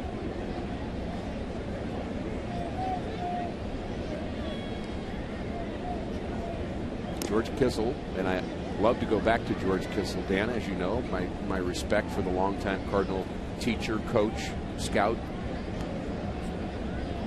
His philosophy was never bring a guy to the big leagues until he's failed. Never. Because if they fail at the big leagues level for the first time and they don't know how to handle it, they may never come back. And I would say Shelby Miller's had some failure this year. And he's rebounded. Without question. He's rebounded quickly from it. Yeah. Part of that rebounding quickly is making the adjustments that you're talking about in a lot of different ways, too, with Shelby. The game is a game of managing failure, and you've never had any. Might not have the skills.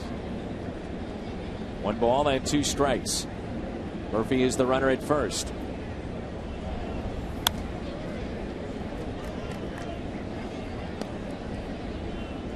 Chris Carpenter does this with his pitches. A lot of times he'll pat the glove as he's coming towards the plate. Shelby Miller is doing the same thing. Almost like a timing mechanism. Exactly. For him, and we saw him do that in his minor league video that we've seen throughout the course of the summer. He's just kind of developed this habit of patting the glove. Works okay for Mr. Carpenter. I'd say so. Here's a 1-2 pitch. Miller to Davis.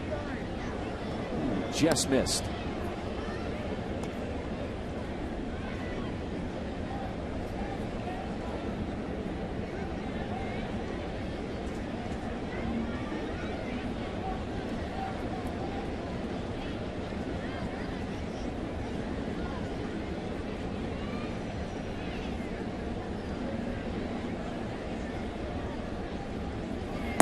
Swing and a miss. Impressive so far with 3 strikeouts. It's interesting how the velocity has increased as his appearance has gone on. He's thrown 89-90 the first couple of pitches that he threw, and that last one at 93, maybe just getting a little more comfortable and a little looser with his delivery. Ball had a lot of hop to it and good location. Lucas Duda. Davis, by the way, with that home run back in the 5th. 3-run shot to make it 5-1. 19 of his 26 home runs have been away from Citi Field. Most in the National League on the road. Strike to Duda. Straight change at 85. That's what you're really focusing on, isn't it? The off-speed pitches and movement.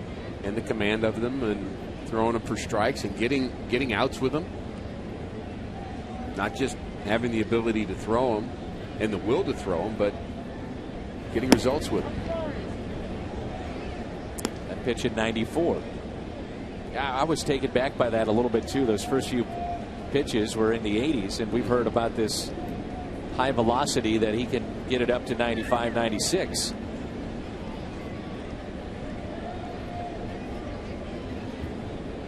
One ball, one strike. Blew it right by him at 94. Well, so far, this has been impressive from Shelby Miller. No question. 3 strikeouts. Working in just his 2nd inning. Great ratio. The 20 strikes of the 28 pitches he's thrown.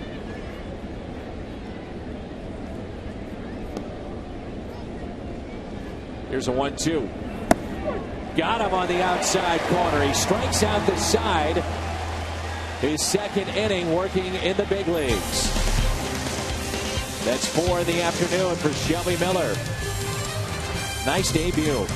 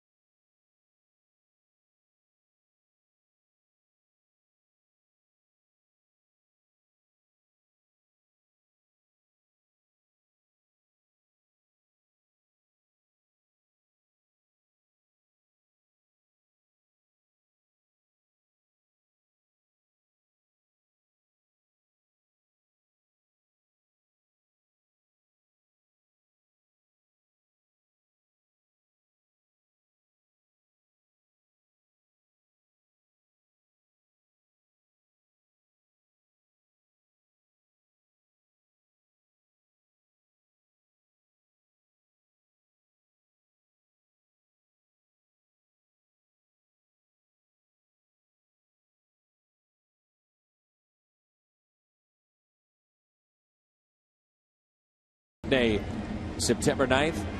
Brewers will be here. All fans 48 inches and under get that free Six Flags ticket. Cardinals.com to find out more. R.A. Dickey is our Schnucks difference maker thus far this afternoon. Dancing knuckleball, only one run for the Cardinals. That was Adam Wainwright's first home run of the season. And not a lot of balls hit hard against R.A. Dickey, which you would imagine with his knuckleball moving so much as it approaches the zone. Players just trying to poke at it the best they can, and Daniel Descalzo did just that in his first plate appearance. He had a base hit in the second. Nobody is throwing in the Cardinals bullpen, and Shelby Miller is due up third. Descalzo with a liner into shallow right field. That's a base hit.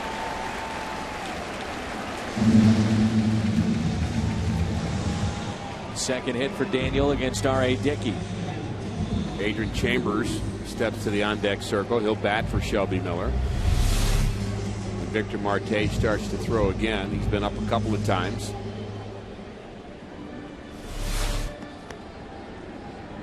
Jason Bay is taken over in left. I would think from the Cardinals' point of view, this ball game, if they don't come back, disappointing in that regard, but exciting what the future may hold for Shelby Miller. He looked very good here this afternoon. Major League debut, 4 strikeouts in 2 innings.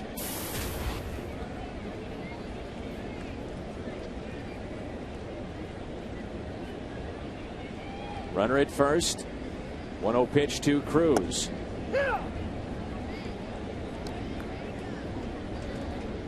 R.A. Dickey, Gio Gonzalez, Steven Strasburg, Johnny Cueto, Aroldis Chapman, Clayton Kershaw, all names that you're hearing right now for the Cy Young. Wade Miley, even Loesch. That's a base hit. Into center field it goes. Descalzo will wind up at third base. They'll pull back Chambers, and Alan Craig will be the hitter. One swing of the bat, the Cardinals could make this interesting. Cruz is 1 for 3. Ball finds a hole up the middle, actually literally booted by the second baseman, Murphy.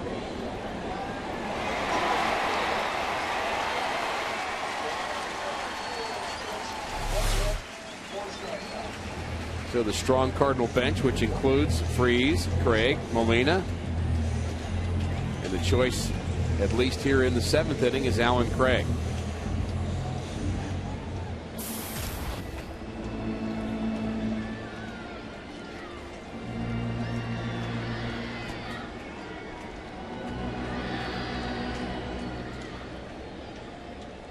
Runners at first and third.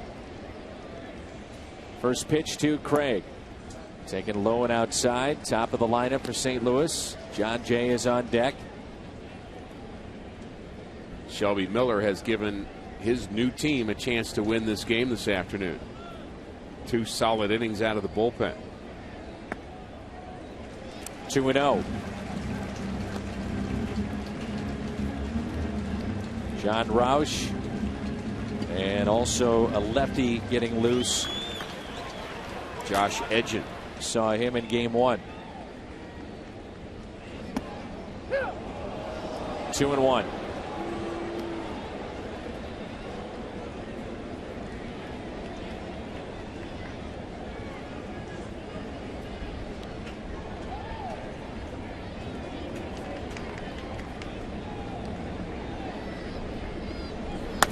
Craig, a bouncer and a double play ball. 4-6-3.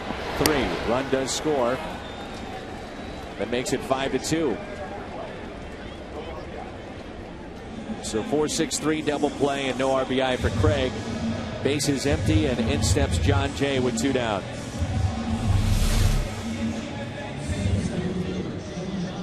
Knuckleball goes down and away. Craig hits the ball well the other way. Actually hit that ball pretty hard, but right at the second baseman.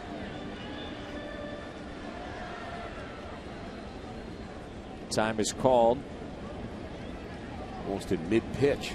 And Terry Collins making that slow walk out to the mound, and maybe would do the Cardinals a favor and take Dickey out of the game. He wouldn't do that, would he, Ricky? Dickey was almost in his delivery when Collins called timeout, started coming to the mound. Everybody kind of stopped in mid-motion, and Dickey looked at him almost bewildered. Wasn't that good? I just got a double play.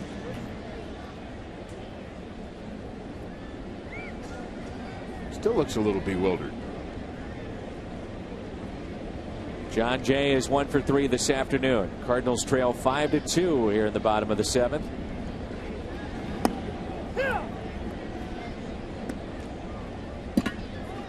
Mentioned the one final that is in already. Phillies over Cincinnati 6-2. Jay into center, base hit. The knuckleballer is really hard to figure out when you want to come get him, because he's never going to get tired. You're just going to have to find the time where you think the knuckler is not working anymore, and I guess that time is right now.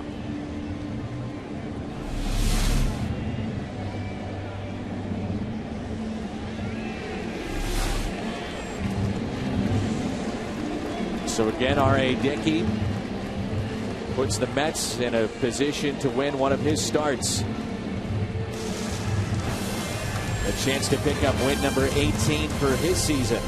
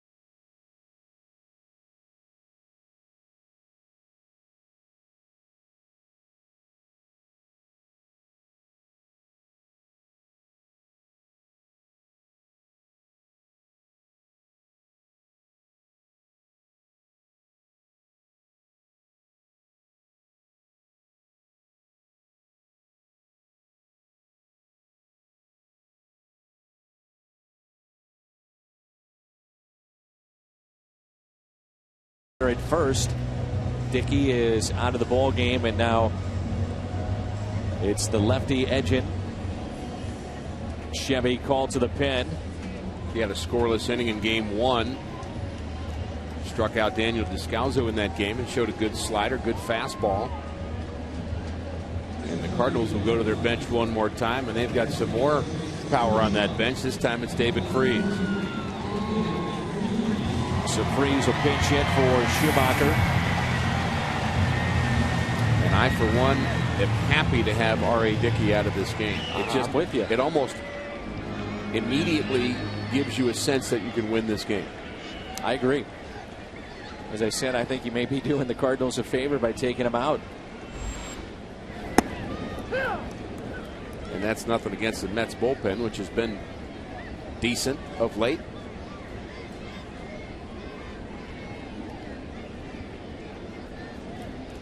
Here's the 0-1 to Freese.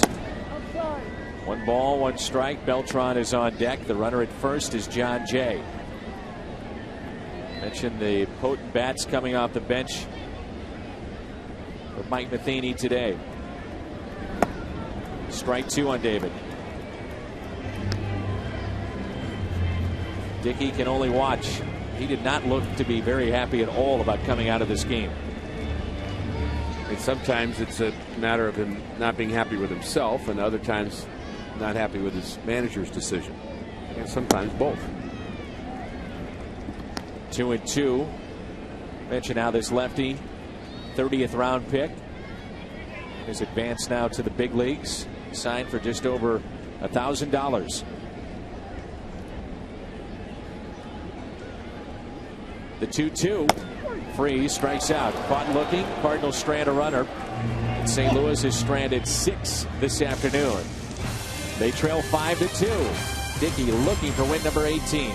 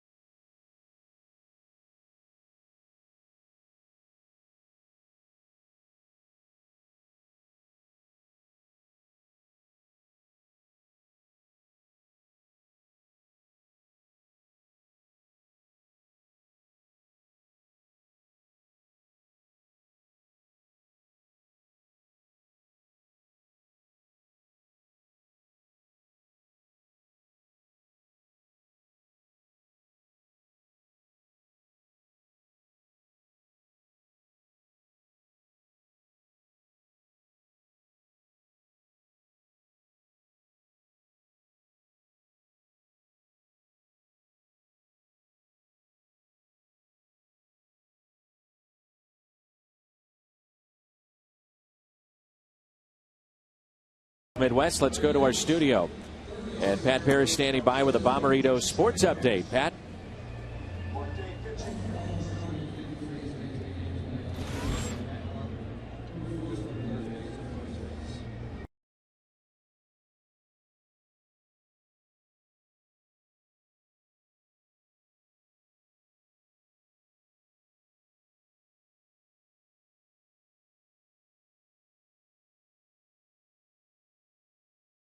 Cardinals are 8 back in the Central. They own the 2nd spot for the wild card. Kind of a long afternoon if you're a Cardinal fan. Not as much offense as that young lady was hoping for, but it's not over yet. Freeze stays in the game. He'll play third base. Craig is in left. Marte is your new pitcher. Matt Carpenter is at second base.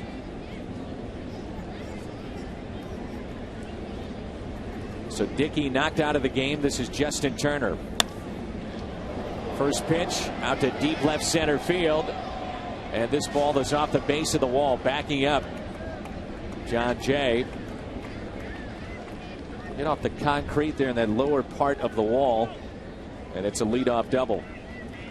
For a while, Marte was the guy that Mike Matheny would go to against lefties, righties. Didn't matter, and in crucial spots earlier this season.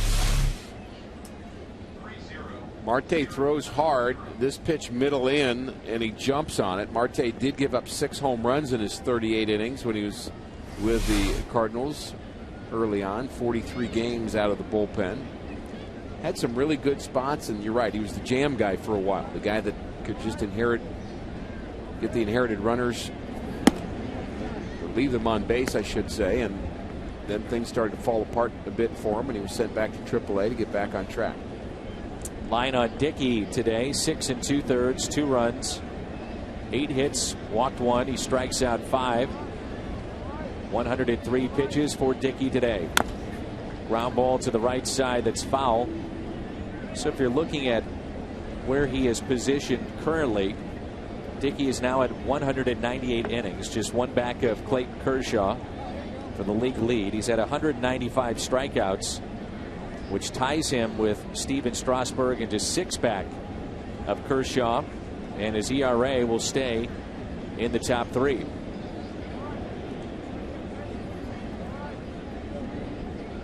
If they hold on, that's 18 wins, which will be number 1 in the league.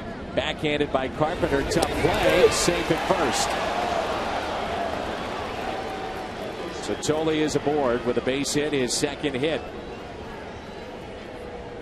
As I said before, Rick, I think we're going to see an awful lot of Matt Carpenter at second base next year. They want to get his bat in the lineup. Trying to find the right place for him. Makes his play on the backhand. Off balance throw. Close play there, but a good call by Dan Iasanya. Infield is drawn in.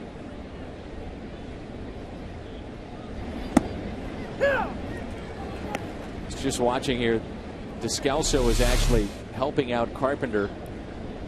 You can see that clearly he's safe, but Carpenter, they're trying to figure out where to position him. Now he's looking at Jose Oquendo, exactly where to go with the infield drawn in.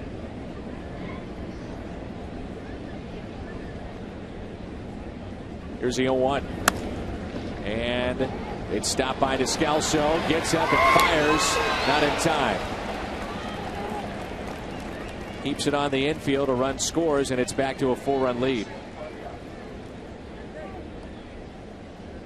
Valdespin will be the base, or rather the pinch hitter coming up. To the backhand of Descalso. Makes a nice play to stop it. The throw a bit high. Not sure he gets him anyway. Torres runs well. He knows at this point he really can't get the runner at second base. He's going to have a big lead, and with the infield playing in, Carpenter probably won't be at the bag, and so he picks first base. The throw a bit high. I'm not sure it matters.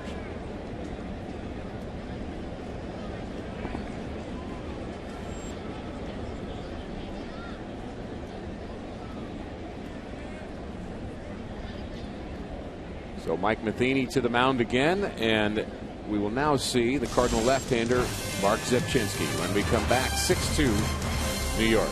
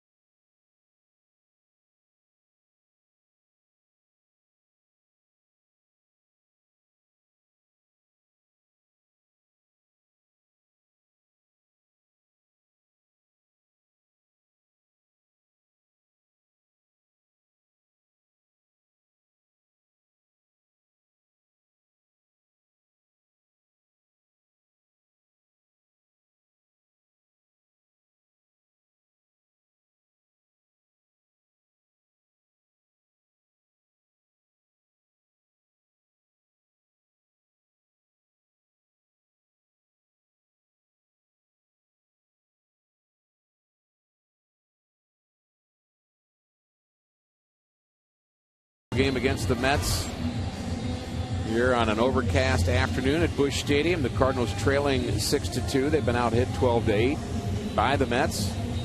Zepchinski will face a right-handed batter as Valdespin has been called back.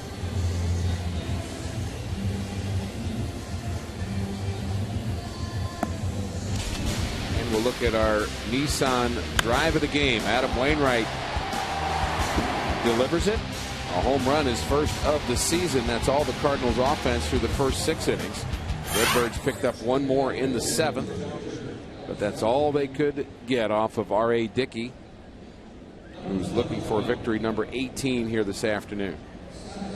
Scott Hairston is the pinch hitter for Valdespin.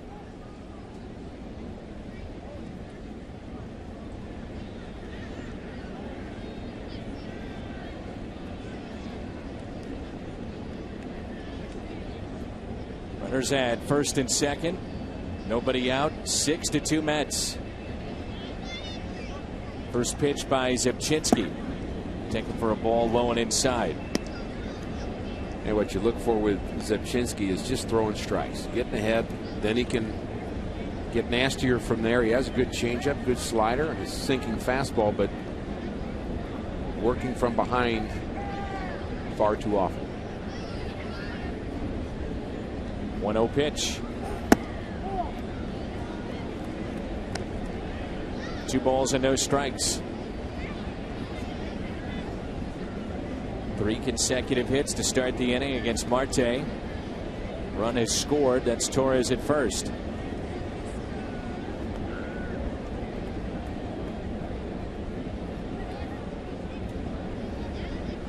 The 2-0. Saw Hairston last night batting in the cleanup spot. Cardinals trying to catch the Braves in the wild card. They play only 6 of their final 26 games with teams that have a winning record.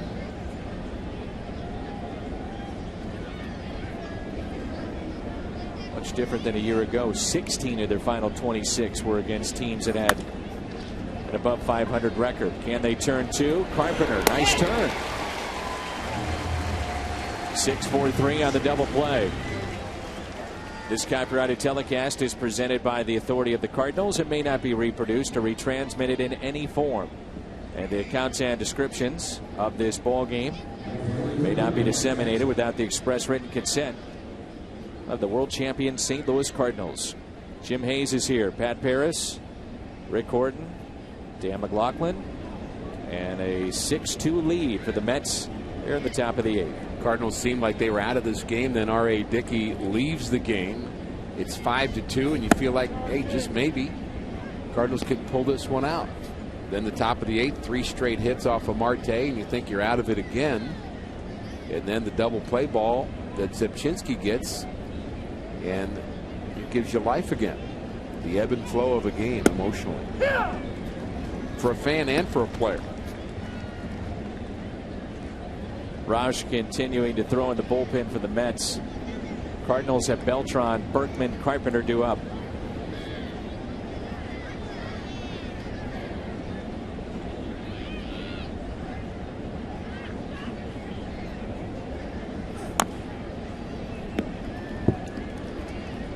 Zepchinski ahead. Maybe that double play ball gave him some confidence. It was a good sinker that he threw to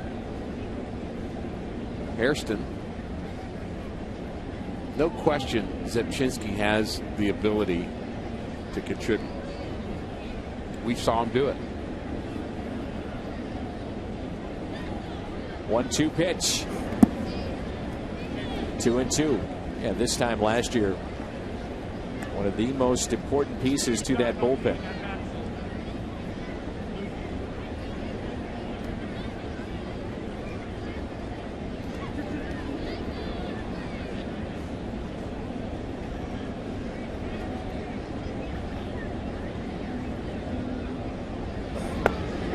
Full count.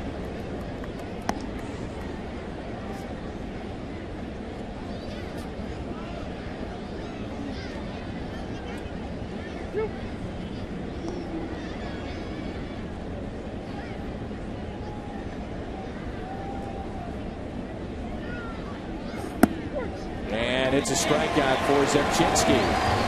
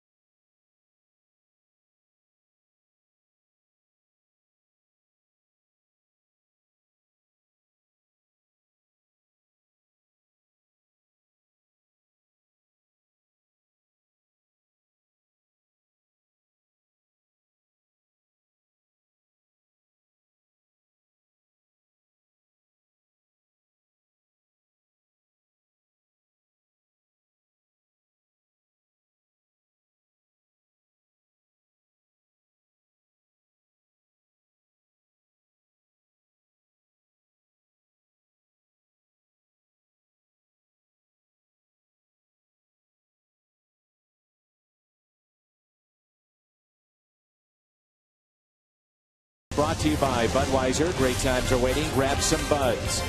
By Taco Bell. Live Moss. And by the State of Missouri Tobacco Quit Line. Call 1-800-QUIT-NOW.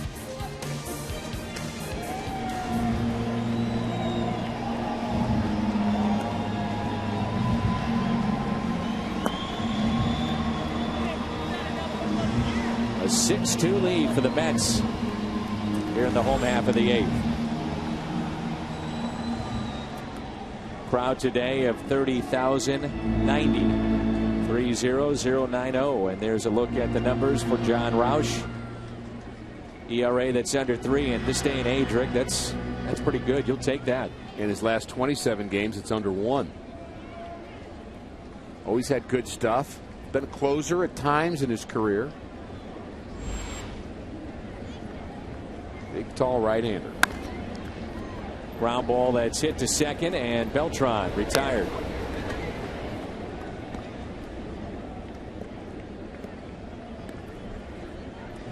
That's the first out. Brings in Berkman, who makes a start today for the first time in a long time.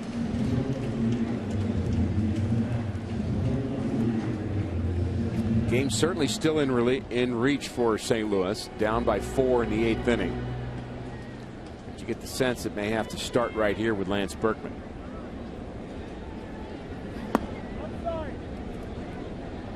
Should be interesting to see how the Cardinals figure out the rotation, Rick. Seems to be not a question of if, but when Chris Carpenter comes back. We saw the effectiveness of Shelby Miller in his major league debut. And right now you could see a scenario where Jaime Garcia, his next 4 starts would come on the road potentially. And you can say what you want, but the numbers don't lie. He's been much better at home in his career, and again this year at home. Garcia, 48 innings at Busch Stadium, ERA of 2.63, 45 innings on the road, ERA close to 6. I've not had a chance to ask Derek Lilliquist or Mike Matheny if they've given any consideration to flip-flopping Kelly and Garcia in the starting rotation, but they could do that with an off day, still throw Garcia on his normal day, and at least give him half of those remaining starts at home, as opposed to all of them being on the road. So certainly worth considering, I'm sure, if you're Mike Matheny, and all that would mean would be pushing back Joe Kelly just once in the rotation and putting him behind Garcia and keeping everybody else on their 5th day. And Berkman hits it in the air out to left. 2 outs. Story today for the Cardinals: Shelby Miller, the 6th member of the 2009 draft class to make it to the major leagues. Joe Kelly was a 3rd-round pick. Ryan Jackson, 5th round. Matt Carpenter, 13th round. Trevor Rosenthal, 21st, and then Matt Adams, the 23rd round pick. That's some pretty good talent when you talk about those names. You bet. So congratulations really to the Cardinals scouts and to the minor league organization for making some good picks in that year. And if you have a bad draft year, you're going to feel it about 3 years later. Not right away. In fact, this year's draft, nobody knows. Was it a good year or not? But you'll know in a couple years. So much emphasis, the focus on the 1st-round picks. And to an extent, rightfully so. But where you build championship teams and organizations, it's the guys like a John Jay, the Matt Carpenter, Alan Craigs, those kind of picks that come to be big players and play a major role. Well, the impact players are often the 1st-round picks, but Matt Adams clearly has a chance of being an impact player in the major leagues. Carpenter pops it up on the infield. And we head to the 9th. 6-2 New York.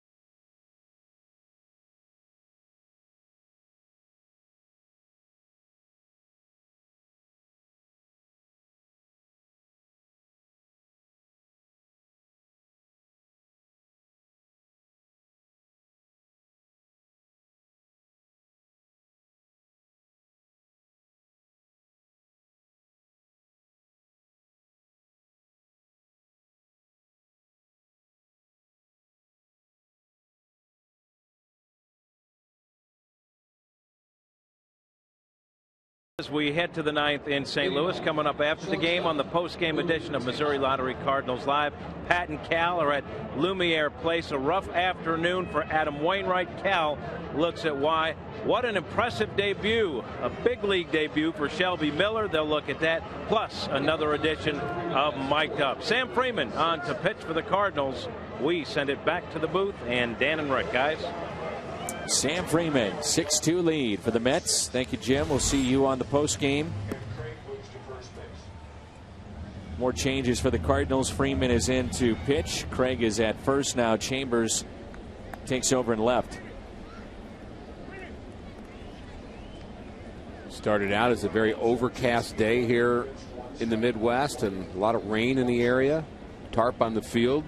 Game was delayed about 10 minutes, and we thought it would be kind of an ugly afternoon, but it's turned into a beautiful day, other than the fact that the Cardinals are trailing by 4.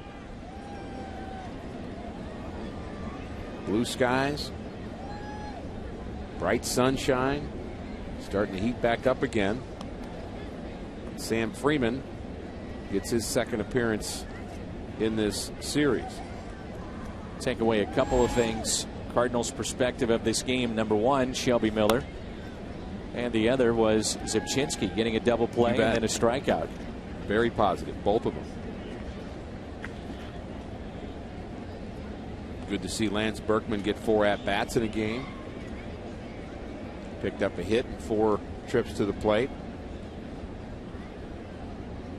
A couple more hits for John Jay, a positive.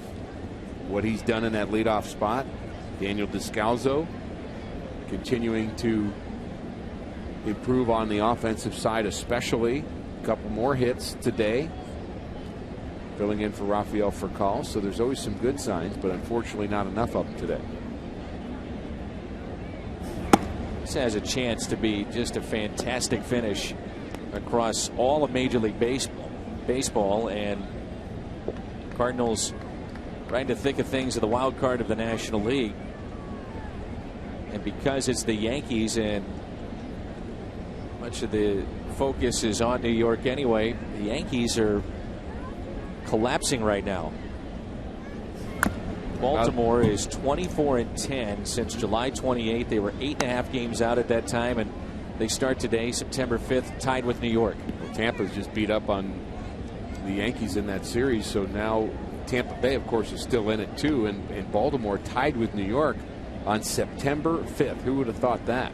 And the Orioles, I guess the deeper you get into this, the more they think that could become a reality. Oakland the same way, playing way above expectations.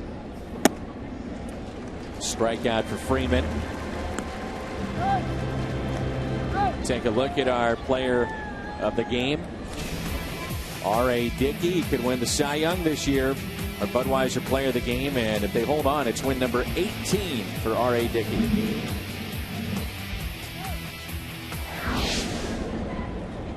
There's a Cy Young race. Names that are of interest: Johnny Cueto, Gio Gonzalez, Kyle Loesch. Nice to have him on that list in consideration at 14-2. I know Cardinal fans probably not pulling for Johnny Cueto for obvious reasons. R.A. Dickey probably the front runner right now. Loesch will go on Friday night. We saw how good Gio Gonzalez was in Washington. Nasty stuff. Went the distance against St. Louis over the weekend. We did not have on that graphic, and again, there's a number of pitchers that are still in this conversation, but Clayton Kershaw, who's now at 200 strikeouts, 3rd season in a row he's done that. Only Koufax, Drysdale, Nomo, and Fernando Valenzuela, along with Kershaw, the only Dodgers to have ever done that, 3 consecutive seasons. 1-2 on Murphy. Freeman throwing hard this afternoon. Sure is.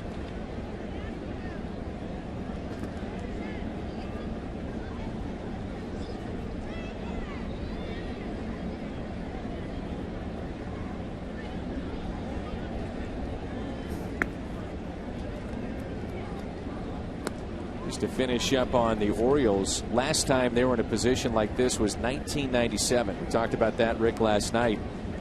They had names like Ripken and Palmeiro, Alomar, who's in the Hall of Fame.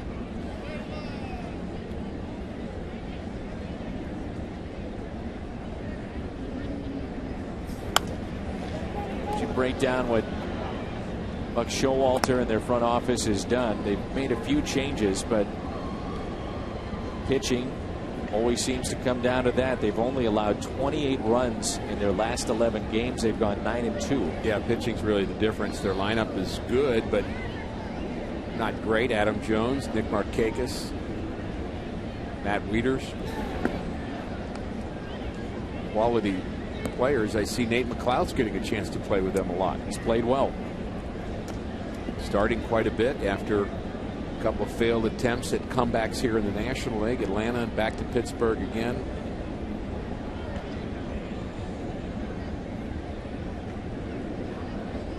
Three-two pitch to Daniel Murphy. Got him. Back-to-back Ks for Freeman. The Mets have had some timely hitting today because the strikeouts are starting to pile up for New York. Freeman is rushing it up there. That pitch at 94 on the outside corner. Kind of a nice, smooth, easy 94, too, isn't it? Saw good work out of Shelby Miller. You mentioned Zepchinski, a rough afternoon for Victor Marte. And more importantly for the Cardinals, a rough afternoon for Adam Wainwright. 5 earned runs, 8 hits in his 5 innings of work.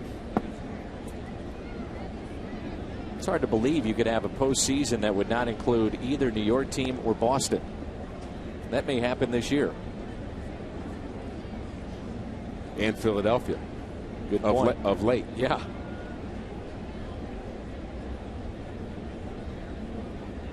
One-0 pitch to Ike Davis.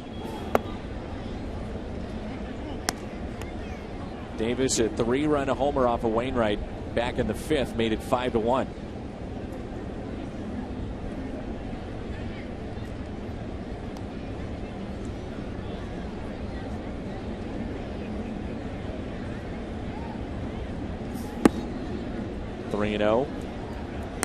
So as you mentioned, Tampa Bay still right there with Baltimore and New York, just a game and a half back. Boston is 14 in what has been a disaster their season. Toronto is 16. 4 straight and a walk to Ike Davis. If the Nationals and the Orioles, that part of the country, 2 teams that look to be headed to postseason. Here's a look at the American League wild card and where it sits. Oakland is chasing Texas, and they're identical with both the Yankees and the Baltimore Orioles at this point as far as records in the wild card, if that's where they end up. I don't know about you. I would think that nobody would want to face the Angels. I would agree. I'm not sure there are teams that would want to face the Cardinals in the National League, to be honest with you. You look at I totally the agree fact with that that. you've got 7 300 hitters, and you've got a couple of top flight pitchers in Loesch and Wainwright, and who knows, maybe Carpenter. And what they did last year has to play into that as well. No question.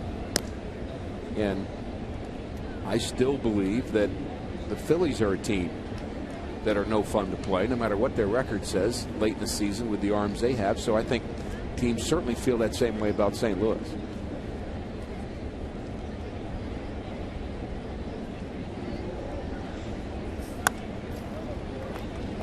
After today, the Phillies could be 8 games back in the wild card.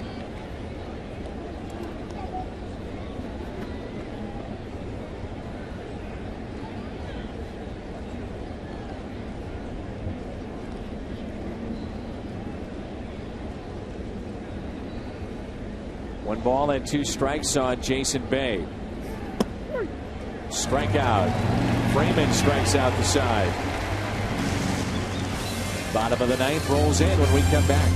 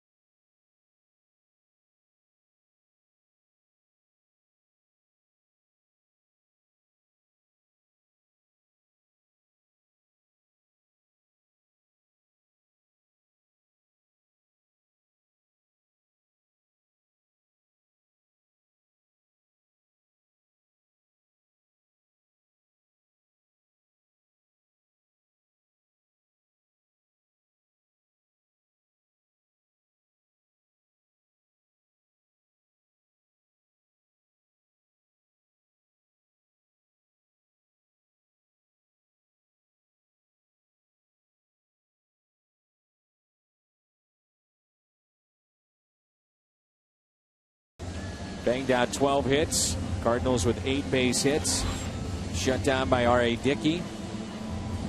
And it's up to the bullpen to finish this one off for New York.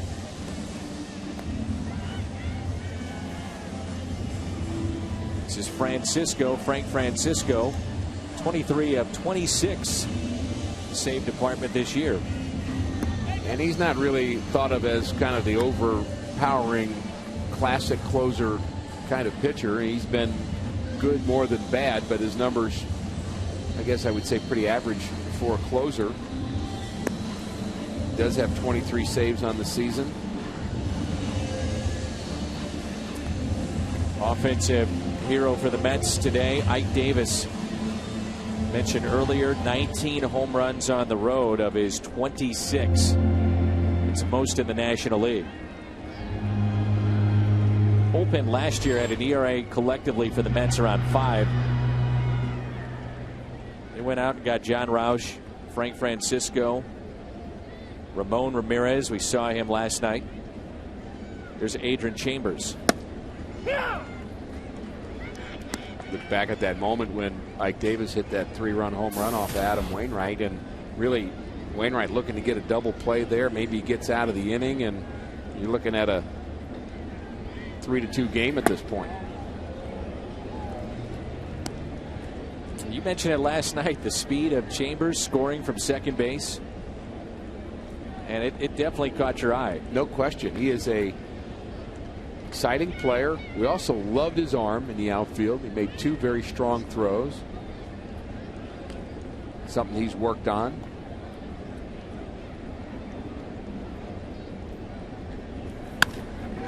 Lines it into center field, leadoff base hit. You never know.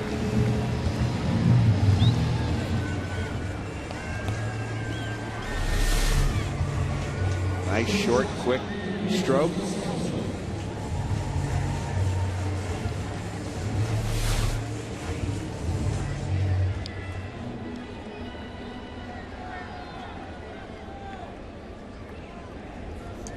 Get about 6 hits in a row and see where we're at.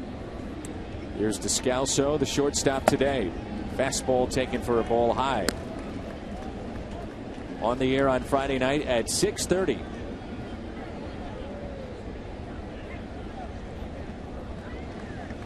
Cards and Brewers.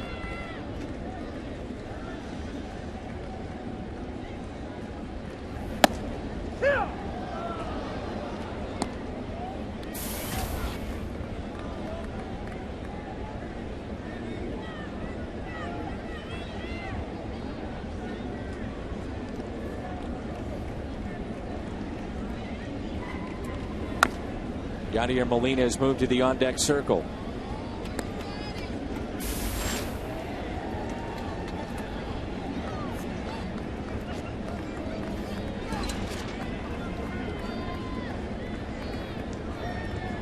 One and two the count on Descalso. He's had a good day at the plate. 2 base hits and a run scored.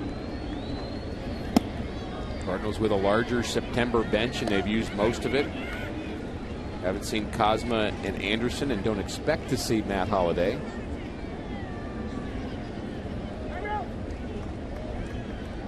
I would not rule that out 100%, however. Adrian Chambers is 4 for his last 5 in big league at bats, but that's been spread through a lot of games. The 2-2 on its way. It's the first out here in the ninth.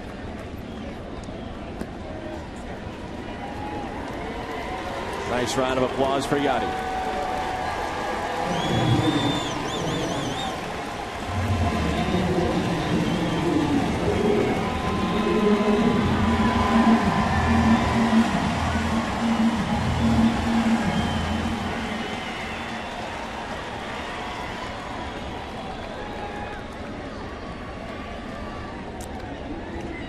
Fourth strikeout for Francisco this year. 38 2/3 innings.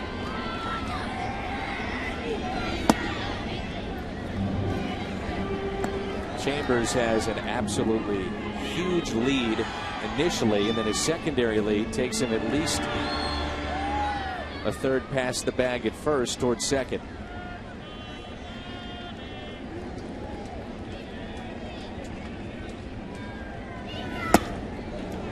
Cardinals have a lot of other runners that we need to get on base before we worry about the run at first base at Adrian Chambers, so no real place to go for him. But we're going to see him show off his speed before September is over, I can assure you of that.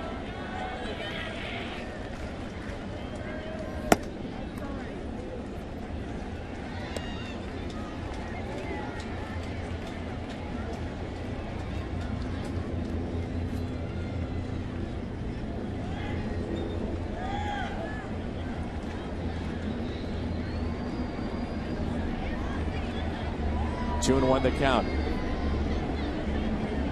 Chambers is leaning, now running.